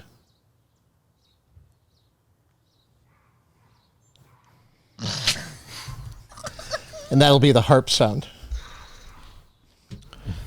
Damn, those dogs are like going at it. It's crazy. Reminds me of that time I did a podcast with professional photographer Dino Petroselli. Tell us about it, Rick. Oh, yeah. And that's where the sound comes in. I know. You gotta have that. So that'll be the intro for every podcast. Yeah, it should be. Be something stupid happening. Yeah. Yeah. You gotta have that harp sound though.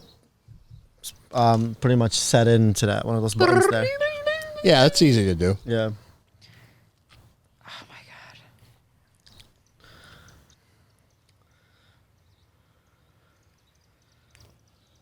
So did your Fuji say heat warning? No. It stopped recording because the was, SD card was SD full. card, yeah. That's why it stopped. Yeah. It wasn't the flashing Fuji's on the hot. screen, like telling you immediately what's going on? No, it just stops. I'll just stop recording. That sucks. Yeah. Come on, Fuji. Oh my God. The struggle. That reminds me of the time I did a podcast with Dino Petroselli. Really? Wow. No, you're not supposed to talk. He's going to fade into the... We just did. That was the fade. That was a fade in. It's fine. Oh my gotta get God. Every time, though, he's like, oh...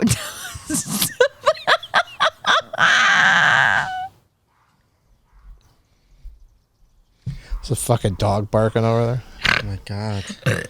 Shut the fuck up. Now we got the birds. Pick him up and hold him right in your face. Shut the fuck up.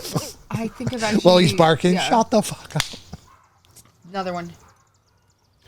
I got real bug spray if you want. Want a mosquito net? Honestly, yeah, I'll just like wear a whole net. I have that. The whole time. You have a net? Like a big, long mosquito net that you Yeah. can cover my body in? Yeah, Hell yeah. actually. Yeah, That's like great content. Yo, he's really going and grabbing me a net right now, people. I can hear him in the garage. Nope. Oh my god.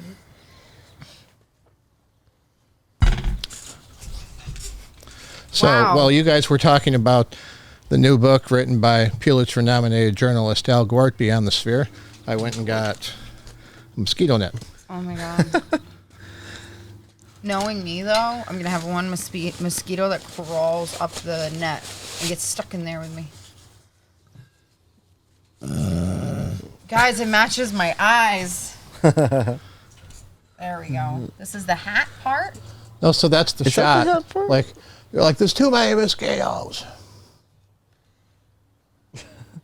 This doesn't look racist at all, right? Not at all. No. I'm just making sure. What do you like, the Net Klux Klan? The Netflix clan. No, it's fine. You don't have to worry about the skeeters.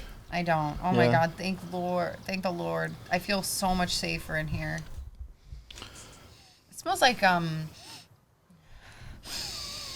mosquito netting. Really? Specifically, if I had to pick out that if Gordon Ramsay did a blind smell test with me and had me smell a bunch of different foods and products, I would immediately know that this is mosquito netting. Bring your chair up a little bit. We're too far from the microphones.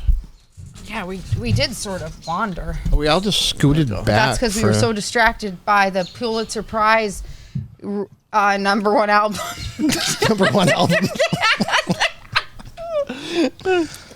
She said Al Gore before. I said Al Gore. Wow. If you're cold ever, I would highly recommend getting some of these mosquito nets and wearing them when camping because I'm immediately sweating in here. Well, maybe it's just reading Beyond the Sphere by Pulitzer-nominated journalist and author Al Gore. It's available on Amazon. Pulitzer Prize.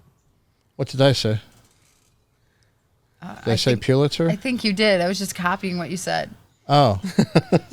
Yeah, because like no, when I was recording it on myself by myself, I said Oscar nominated.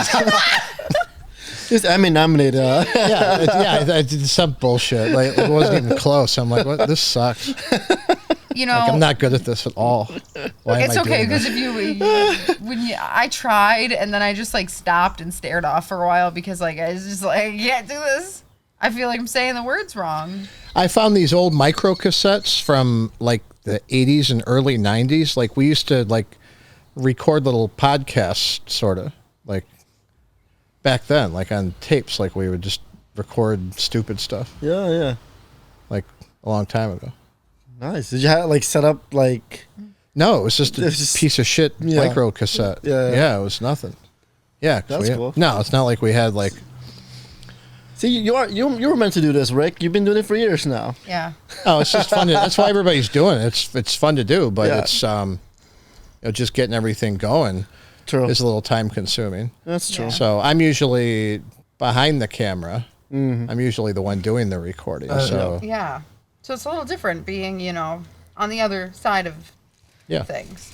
yeah. So this has been fun. Like the last year, just This is fashion, okay? I'd actually wear this, Cut a hole through this, put a nice gold belt on it, Catch some fish.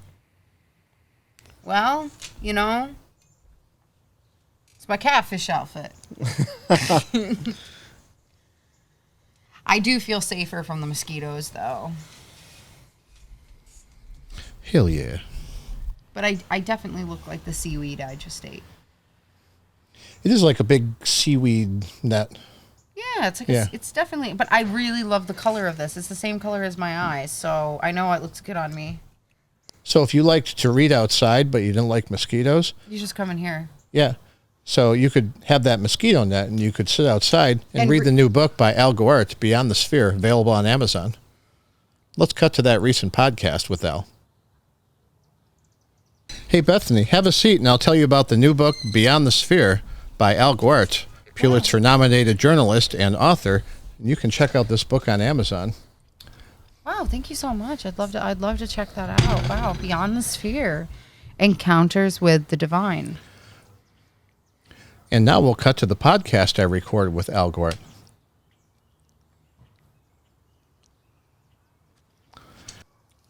One day we should do a podcast in there, and I'll talk about my experience. I've done a few indie films over the years I've been involved. Cool. First one was in probably 2002, then 04 and 05, but in 09 I did one here, and I just found files, all that stuff, and a bunch of paper files, and a copy of the film, which actually got shelved. So it actually didn't get released. Sundance rejected it, and the director had a meltdown, and short story long. See, that's unfortunate, because you're putting a lot of time and effort and work into that project, and all of a sudden it's shelved. And well, yeah, but we had made stuff some like friends that, where we worked on in that stuff, and then it film never on the even set went to- that we still all are friends today. Like, we're still close friends. that's so you cool, know, though. At least you get more to than be able 10 to get years that out of later. that. Yeah, so it was worth That's so the effort. Yeah. To a certain extent, but that would be an interesting story to tell. Yeah. I could point a camera straight down the table and maybe even run OBS so we can look at the paper stuff and the digital stuff. Yeah. Because cutting that stuff in later is so time consuming, and it doesn't feel as interactive, right? It's not as organic as just tossing it down and you're looking at it, and then you can cut. Like, you lean in to look at that, and what's that? And then it cuts to that paper. Yeah. Because I've done a few of those in there where I'm looking over stuff, and I got cameras on me and cameras straight down. We could we could print out those like notes, I guess you could say, like notes, Yeah, no, and storyboard I think he has that them he printed sent out us. somewhere, so yeah, we I should think he have did. him Yeah. bring those along. Yeah. Like, pretty much any content that he has collected over the time of doing this, I want him to bring, because like it was just such an interesting project to work on, and by far one of the most fun projects I think I've worked on in like all my years doing stuff. I think we actually have enough content behind the scenes and We have so much to make a making yes. of. Yeah, we're probably part gonna do of an it. entire episode of like the making of the music. Yeah, because we do have a lot of content. I was shooting, you were Yeah. shooting. Mel was shooting the drone even. was flying. Yeah. People were shooting with their cell phones. 'Cause, so it's just like we have so much. Like, you guys content. should make that, because other people will pay attention to that. Yeah. Like, what to do, versus Right. what not to do. Right. Yeah, absolutely. But that experience that I had, that was, I'd acted in a few. I helped with camera work a little bit. Like boom operator stuff a little bit. Yeah. It's a long time ago, like in Detroit area. So I had some film school friends. I played this criminal that got caught stealing a car by Batman. Oh my god. Yeah. Oh, do you like have video footage of Yeah. this? Yeah, I got it. Yeah. We should do man. we should do We're a gonna day do- where we yeah. just do a deep dive into Rick's history. I've started putting that together, like a real way to do that, and then like just have like chapters. Like, everybody should do that. One note that I made, like journaling in the past year, is making notes to self, like notes to older self, younger self to older self. Yeah. That sort of thing. I just found like a journal video from 2012. We shot some training videos in 2012. And when I had everything set up, like later on, I just did some videos, and then I just tucked them away. And I just found those and watched them. Yeah. It was interesting to see what was important Yeah. almost 10 years ago compared to now. Like, what's on my mind and what's going on. And, so I looked different and I thought different back then. Oh yeah, no, I mean, like, Yeah. I look at videos of myself that like I made just to be able to sort of document whatever I was going through, and then like pulling them up and watching them. I'm like, yo, I was a hot mess a few years ago. Yeah. I'm a completely different person now. And it's so weird to like see yourself in that perspective of like knowing that you were alone with yourself in that moment, just being your raw self, and then like watching it now, it's kind of like slightly cringy, but also like, wow, like very eye-opening. That's kind of what I experienced. Going back with some of that stuff. And I found some writings that definitely were cringeworthy and stuff. Yeah, because there's just all this crazy shit going on all the time. Yeah. You know. Yeah, that would be that. Everybody should do that. But that, have you ever seen that Werner Herzog movie about Loch Ness? Loch Ness? Loch Ness Monster? No. I don't know if I have. You would instantly remember it if you did. It's a behind the scenes of the behind the scenes documentary about a Loch Ness Monster movie. And they hire Werner Herzog to do. And it's bananas. Find it and watch it. Okay. Werner Herzog, Loch Ness. Okay. All right. Well, I had a check- copy, but I loaned it to somebody, and I don't remember who, so So you're never getting it back. that was years ago. But it's sort of a what not to do. The movie's a disaster. And so it's a documentary about the behind the scenes of the whole production falling apart and then eventually getting shut down. And the whole thing's fake. That's the story. Okay, that's the screenplay. That's the story, is the behind the scenes of the behind the scenes. But you don't realize it at the beginning. Yeah. At the beginning, you're at Werner Herzog's house in Hollywood, and there's a big table, and they're all having dinner, and Jeff Goldblum's there, and for some reason. And Yeah, because why not? it's so random. He just shows up. And then they go to this production. And brilliant movie. Everything Werner Herzog does is worth watching, in my opinion. Even Grizzly Man. Yeah. Oh my God, look how dark the screens are getting. I know. It's pretty bad. Oh, man. So that movie we did in 2009, there were some good parts to it, like meeting cool people, and we had fun. But it's definitely a what not to do. Yeah. Like for a first-time writer-director who also wanted to star in the movie. Yeah. Maybe don't try to do everything your first time. Yeah, Like he had a bit part in the Transformers, so he was ready to go, but I'll have to show Rick that little short film my friend did in school where I'm the Mystic Sleepover. The one where it The one that kind of looked like a porn scene? definitely looks like a porn Gotcha, scene yeah. that I acted in. I'll have to show you that to you, Rick. It's very interesting. Wow, you're cranking up that ISO. Yeah, let me crank this one. Woo. Yeah, these are decent sensors in there. What is it at? I don't know. I just cranked it up till it looked okay with no zebra stripes. Don't know, don't care. I just realized the way I started laughing sounded similar to that bird, and like it was the bird finished my laugh. I know, the bird like emulated. Yeah. So, yeah. What do you no, like, I was ISO 12,800 or something? I mean, like, because I have a lot of friends from college and stuff who are really into like making films, and I always felt like in college everything was just very disorganized and none of us knew what we were doing, and there were deadlines and things. We never had enough time to really make anything, so even when you were trying to make something good, you were just rushing so much that it was never good.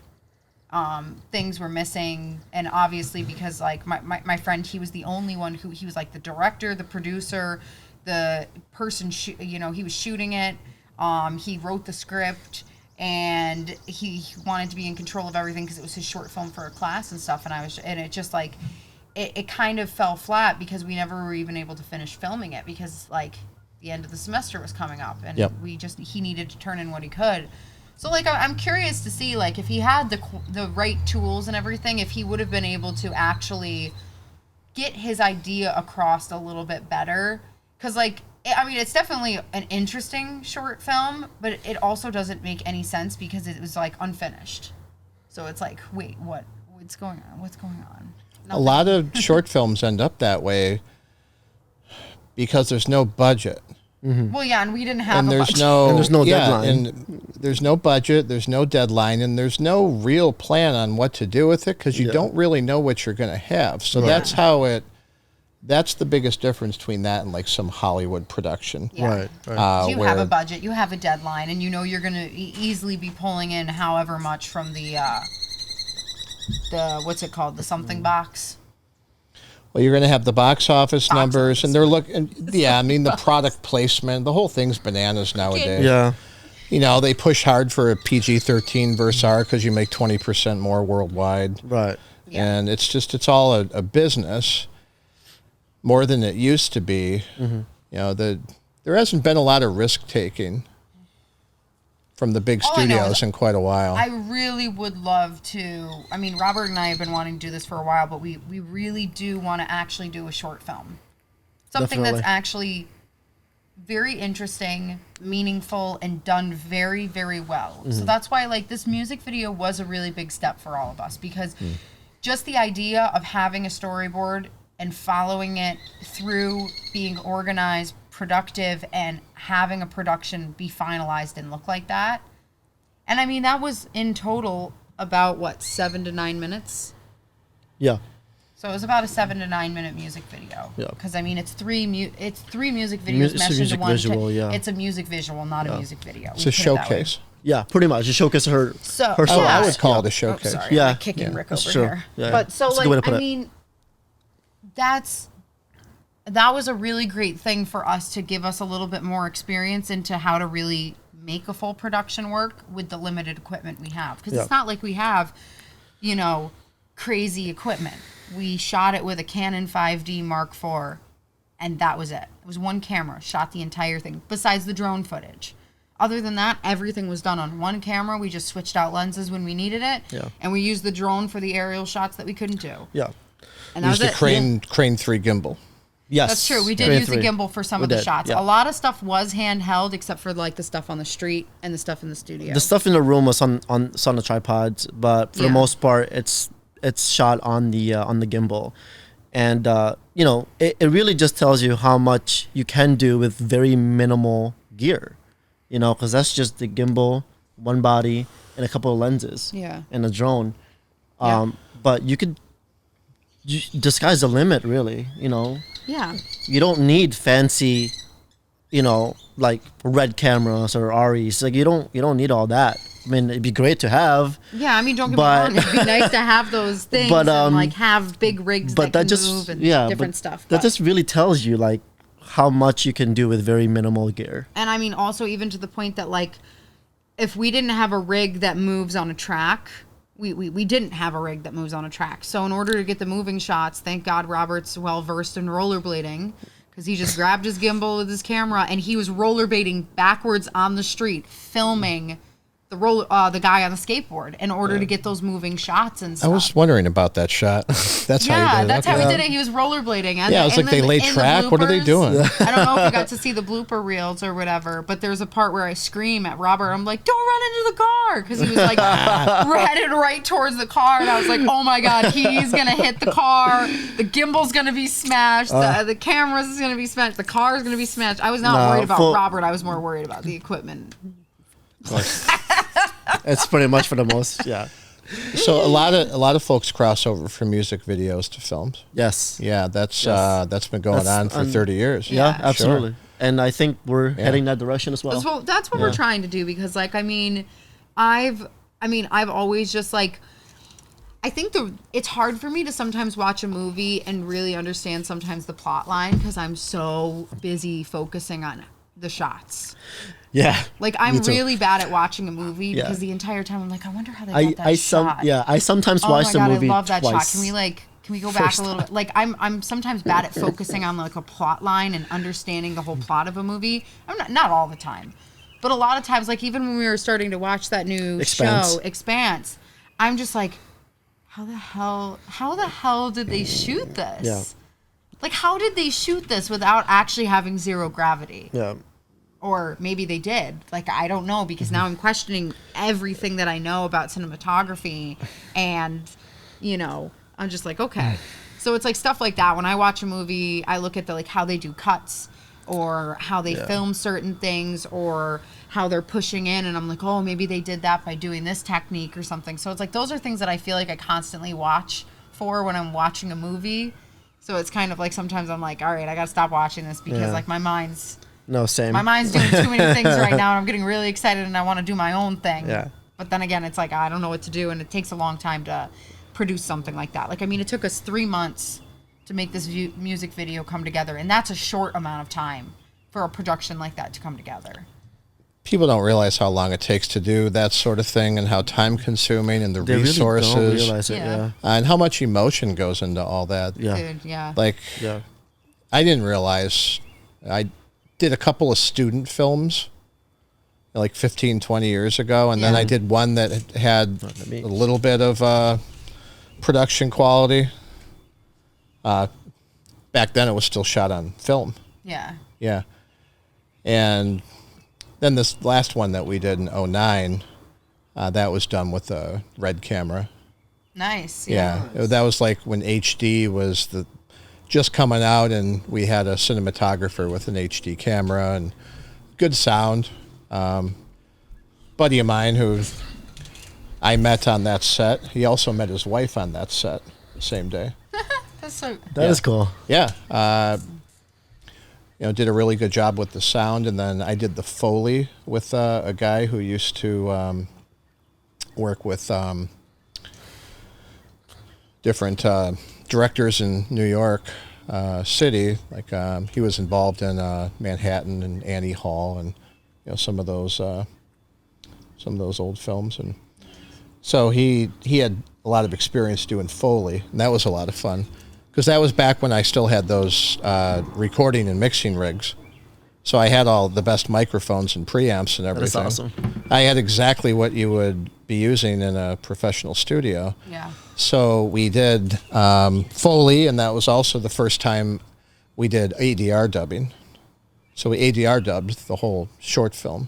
The whole thing's maybe 10 minutes. Yeah. It's about a school shooter. Oh, wow. And so we overdubbed everything, and we used this guy Rogers' studio down in Albany for that. Yeah, 'cause he had a decent sounding room. Yeah, so we put up a condenser mic and did it in there. Now, do you still have all this stuff all the gear that you had that we used before? You still have that, or did you got rid of all that a long time ago? Oh no, I got rid of it. That stuff's really expensive. Yeah. Yeah. So if you're not using it all the time, It's like just sitting there yeah. collecting dust. That's. I've well, at that point, I'd been into it for 10 or 12 years, and I knew what stuff cost, and I would buy and sell recording studio gear on eBay because I knew what it would sell for, because I had spent so many years Yeah. buying and selling on eBay. So I was a power seller at one point from Pro Audio gear. I bought and sold $500,000 in Pro Audio Jeez, gear. It's awesome. That stuff, it's just crazy. Like, Yeah. like that mixer I showed you, that's a $15,000 mixer. Yeah. Yeah. Like every rack in that thing, Yeah. 3,000, 2,500. That effects processor, Yeah. brand new, those were 12,000. Yeah, I had one for $4,000. It's crazy. Definitely realized how expensive, at least for audio gear, can be also. Because I used to, I did a couple of projects with a friend of mine who's a cinematographer up in Hudson, and he just recently bought a sound mixer, and it was like $14,000-$15,000, but it has like, even you could plug in like 8 different things to it, and it could just you have like a couple of the lavs, sky's the limit. you have the lavs, you have the boom mics, and it's ridiculous how much and how expensive they are. I mean, eventually I would love to acquire some of this gear and eventually Yeah. and use it, but like it's just one of those things, like you said, if you don't use it a lot, it's not really going to be as worth it as it may Yeah. be. His old rig was 15, or the mixer and The mixer preamps? the mixer was like 14 or 15,000. When was this? This is like last year. His name is I can't think of anything with I 8 forgot what- channels that would be anywhere near that cost. Yeah, I Like, forgot the best in the, the world wouldn't cost that much these days. Yeah. Like even like a remote Then again, rig or maybe a the guy studio. was tooting his horn It a little was- bit. I have no idea. maybe I don't know who this no was. maybe he is. But he's the guy that moved to California and started his continued his career there. But I was helping him out with a commercial over in Hudson, around Hudson, Catskills, Hudson, and it was like it's just one of those things. I think I had a picture of it too. I think it's on my Instagram. But yeah, it was like 14,000 or something like that, and Well, either way, I gotta say that Yeah. if I did, after doing the B lyric production, I loved it so much, and I definitely want to try to, as I said, move on to writing some short films and actually producing them and making something that we could enter into film festivals. So it's like, we already had a really great team we had 3 people that made that. I mean, we had so many people involved in making that music video, but the people who like organized it and did everything was me, Robert, and Mel. And Mel, from day one, wrote everything down that he wanted this thing to be, and then came to us later. So between the 3 of us, I think we made a really great team. So I know that like if I was able to do a short film or something, I'd want that same exact team. And then I know if I ever need audio, I got my boy Rick right here. Shout out to Rick over here with the audio. So I would have him do that, and I would definitely ask Lisa Wood to come on and help with set design, because she is amazing with that stuff. I got an idea we could do on a decent budget. what's that? On a pretty low budget. It's like a reimagining of Breakfast Club called The Bunker. Oh, okay. Are we gonna do it in the warehouse? You could do it almost anywhere. You could just shoot it sort of like in your basement, or like with a pretty small set. I just think about the Breakfast Club. What'd they do? They just borrowed a high school gymnasium for a little while. Yeah, pretty much. And there's one only, location, and that's it. Yeah, and there's 5 people in the whole movie, and 10 if you count the parents at the beginning and end. Yeah. Or the janitor, 6. Sorry. Strangely, I have never actually seen The Breakfast Club. Huge hit. A lot of people watch it. Yeah.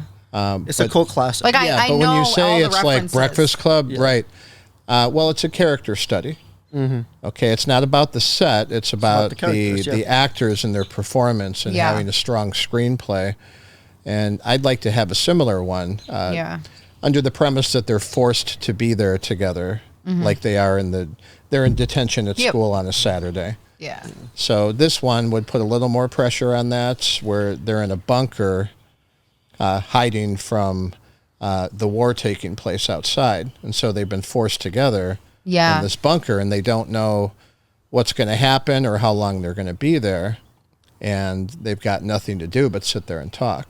Yeah. Yeah. So, and I mean, like, that's the thing with, like, I really love being on the outside, like, looking in, watching something being made. But I'm also, like, really interested to, like, I used to do a lot of, like, performance. I was in, like, the musical. I did some theater a little bit of theater stuff and everything. Always been really big into music and performing. So it's like I've always wanted to, like, do a little bit of acting, too. So some type of short film like that or something would be really fun to participate in on the, either as an actor or just somebody who is doing stuff with the camera or set design. Like, I like anything involved with making short films. Like, I'm versatile. You throw me in any role and I will do my best to make it happen, because I love it. I love all of it. It's all about having the right scripts and the right cast. I mean, look at Clerks. Kevin Smith made that for $24,000. That is amazing. That was such a great. It's still such a movie. Great movie. Yeah, it really is. I had it on VHS. The tape broke. Yeah. But it's like, why don't you get it on DVD? It's like, because it doesn't matter. It's so low quality. It's not going to look or sound any better. I feel like I've seen Clerks before. It's that black and white comedy. Yeah. Even the sequel is pretty impressive. I mean, usually sequels That's a much bigger budget. Yeah, it had a much bigger budget, but it was still pretty good. But the Clerks was just an original. It's just great. It's just a good script. Yeah. And that's what really matters. Yeah. I mean, the whole trick would be to find something that can be done on a low budget. Yeah. I can't find the audio gear, but that's a red camera. I know. But this was he was working with, like what the fuck? No, you got to go back to the beginning of the story. Go back. But yeah, he had a pretty cool, like, but that's the red setup. I know. I couldn't find the audio gear that he had with him that he was working with, but just the but the Reds have so many. Yeah, just the audio gear. Yeah, but there's so many inputs. Why wouldn't you just plug them into the Red? Because you're flexing. Maybe. Seriously, like that's what people do with those. Yeah, maybe he didn't want to deal with that. Yeah, and what are they using on the on the big sets, a lot of them are using those Zoom recorders. They just clip it to their belt and they got the boom. And Yeah. Because all the major productions, they're ADR dubbing most of it anyway. So you want to capture it, and maybe you'll use some of that in the final. But these days, so much of that's dubbed. Yeah. Well, he also he didn't dub it because one of the projects that we did was the 48-hour challenge, and we didn't have time to dub it over, I guess. Yeah. So I mean, that's probably why he needed it. But have you ever done something like that? One of those 48-hour film challenges? No, that'd be interesting. Yeah, I've always wanted to do something like that. Where you have to write, produce, and make a film. And yeah, So you have for to write 48 it too, hours. right? I'm basically in You the have to dark write at it, this point. shoot it. What? Yeah, you can't even see me. I'm like, Yeah, Yeah, it's I just know gonna you're dark. so dark Yeah. at this point. crank it up, and then we'll wrap. Hold on, let me crank this up. I can see you guys Hi. at Yeah, it got f1.4. dark fast. I might just crank it up to like 5,000. Yeah, do that. Go for it. Still pretty dark. Yes, we're in the darkness. No, but that would be. I could have put up that eagle eye light and just clamped it up there and kept going that way, but the bugs will come. Oh yeah, I know. Yeah. It's fine. We're wrapping it up and going inside soon. Once we're inside, we'll be protected from the elements and the bugs. Yeah. I don't have any bugs biting me anymore. I was like, actually, now that it got darker, they're not really harassing me. Maybe they just. Citronella took hold. Yeah. Yep. It smells like my childhood right there. Yep. Yeah. Yeah, I got thermo cells too if we needed them. I got 2 thermo cells ready to go. Oh my gosh. He's just prepared for anything. You got to get rid of the bugs. But I would love to do one of those challenges, though.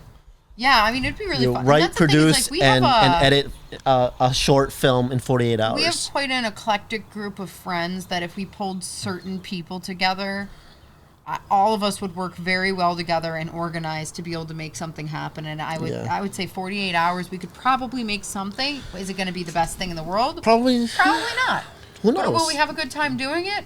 Probably not. No, it should be like BTS Blair Witch style, and we find like demons or aliens in our footage, and we don't understand what happened. Yeah. And then there's a twist, and then that's the end of it. Yep. That's true. Yep. Or we'll just go to Altec and find the satanic circle, and someone disappears inside it. Yeah, I know. Yeah, Josh still really wants to do that. Yeah, he didn't say anything to me about that. Yeah, he said something to me about it when we were all hanging out here for your birthday. I think you went inside to do something, and then he's like, "Yeah, why don't we ever do anything with that that warehouse scene? The warehouse stuff we shot of you. We never went any further with that." And I was like, because that was different. That was, yeah, I know, but I forgot about that. That's what he wanted to have it be like. Everybody got good shots that day. Yeah. Yeah, I got some stuff I really liked that day. I went back and looked. I was like, okay. Yeah, dude, I still have all drone footage from shooting in there, and Good I've never light. even looked at it. It's like I ISO flew the drone 50,000. through the warehouse. Yeah. So now it's so dark, I'm lit by the Rodecaster Pro. Yeah. Yeah, your face is like red. I know. So if I turn my phone on, it'll be like ultra bright. Yeah. Oh. I couldn't tell if that was a You know, so- sneeze, a dog, or know. a human. Yeah, but we could wrap right here at 2 hours and 31 minutes. Oh, wow. And it's that's gonna not be- even all of it, right? Yeah, I don't know what we had at the beginning. It looked like there might have been some fun, but chop that up and maybe we'll get some fun pieces. Who knows? Yeah, because we took a break to go run and get sushi. So Yeah, I want to thank get you. a producer, have him chop all that stuff up. Well, thank you so much, Rick, Thank for you so having us much, Rick. Again, as in this very always. casual podcast. For sure, and thanks for coming by for the first outdoor session Heck yeah. of the season here. Yeah. It's pretty easy setup. Yeah. It is. Not Yep. bad. Not bad. If we put up a big silk, we could do it earlier in the day. Or even multiple white umbrellas or other colors. Yeah, I say yeah, we just you get a bounce big off some- giant. I some say we just get a big giant reflection. like silk that's almost like a extendo. What's the awning? Well, I have a bunch of white easy up tents And then too. we just put that out, and then from the sides drape mesh. Mm-hmm. Bugs can't mess with us then. It'll We be could even rig an enclosed. easy up tent. That would work Yeah, too. we could just do an easy up tent with like the mesh, so no bugs to interfere during the podcast. Hell yeah. And I think we should be doing some more outdoor podcasts this summer. The only thing is if it gets too hot, the camera equipment and everything will get too hot. But I say let's continue. Damn right. And we're out. Final burp of the evening. And that's a wrap. Cut. Thank you for listening to the Creative Loitering podcast. Don't forget to ring the bell and subscribe and like and comment below and enable notifications and click the heart and leave a review and swipe right at Patreon and OnlyFans and make a donation and follow me on Facebook and Snapchat and Instagram and Twitter and WhatsApp and WeChat and TikTok and QQ and Qzone and Reddit and Twitch and YouTube and Video and Pinterest and Periscope and Valence and Zell and Venmo and Untapped and Alpha and Yubo and House Party and Peanut and Caffeine and 23 Steps and Liking Date Tracks and Academia and Farm and Email and Tumblr and LinkedIn and Tactic Next Door and Facebook and Twitter and Flickr and Meet on Nation and Reads and Fixter and Daring Bridge and Bob and Crunchy and Andy Bates and Skyrock and My Heritage and Live Joel and VK and Plus Mason SoundCloud and Bobby and We Hearted and Influencer and blah blah blah blah blah blah blah blah. I know you already have a YouTube channel for this podcast, right? Or at least you're planning for having one. Yeah, I've got a channel, but it's not.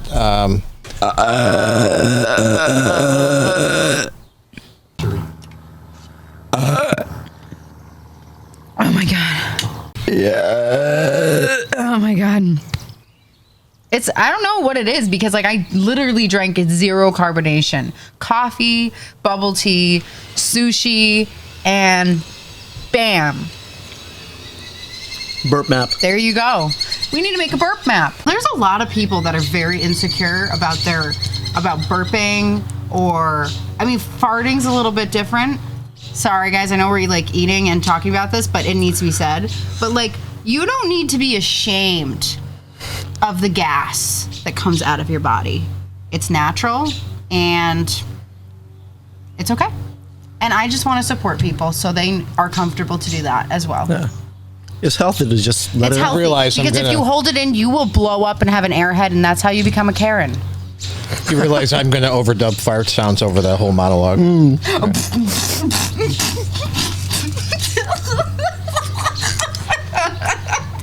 The way the algorithm works on TikTok, it's like random content just pops up and you slide and you slide and you slide.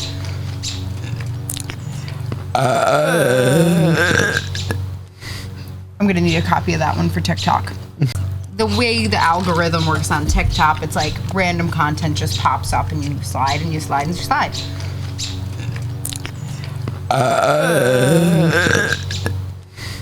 I'm gonna need a copy of that one for TikTok.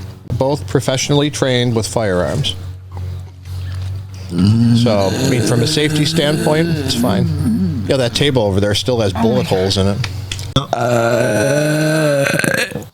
Oh, that's so sweet. I had a little bit of reverb on the back end of that one. I was like wondering why I thought you were going to try to burp me, and then I realized you were just being sweet, and I'm like, why are you touching Robert me? was being supportive of your burp moment. There you go. It was cheaper if you didn't want the accreditation, but I wanted that. I'm so sorry.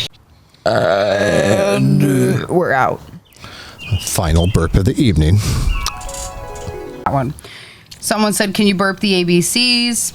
Yes. How many of the ABCs? I'm not sure, but maybe it's Fuji stopped recording. Oh, It looks like there's still a red record on these two. These are still recording for now, yeah. all right. Well, we're gonna restart the Fuji. That's okay. Not much time has been lost. Today's podcast is sponsored by Sony. So far. It's natural. It's natural.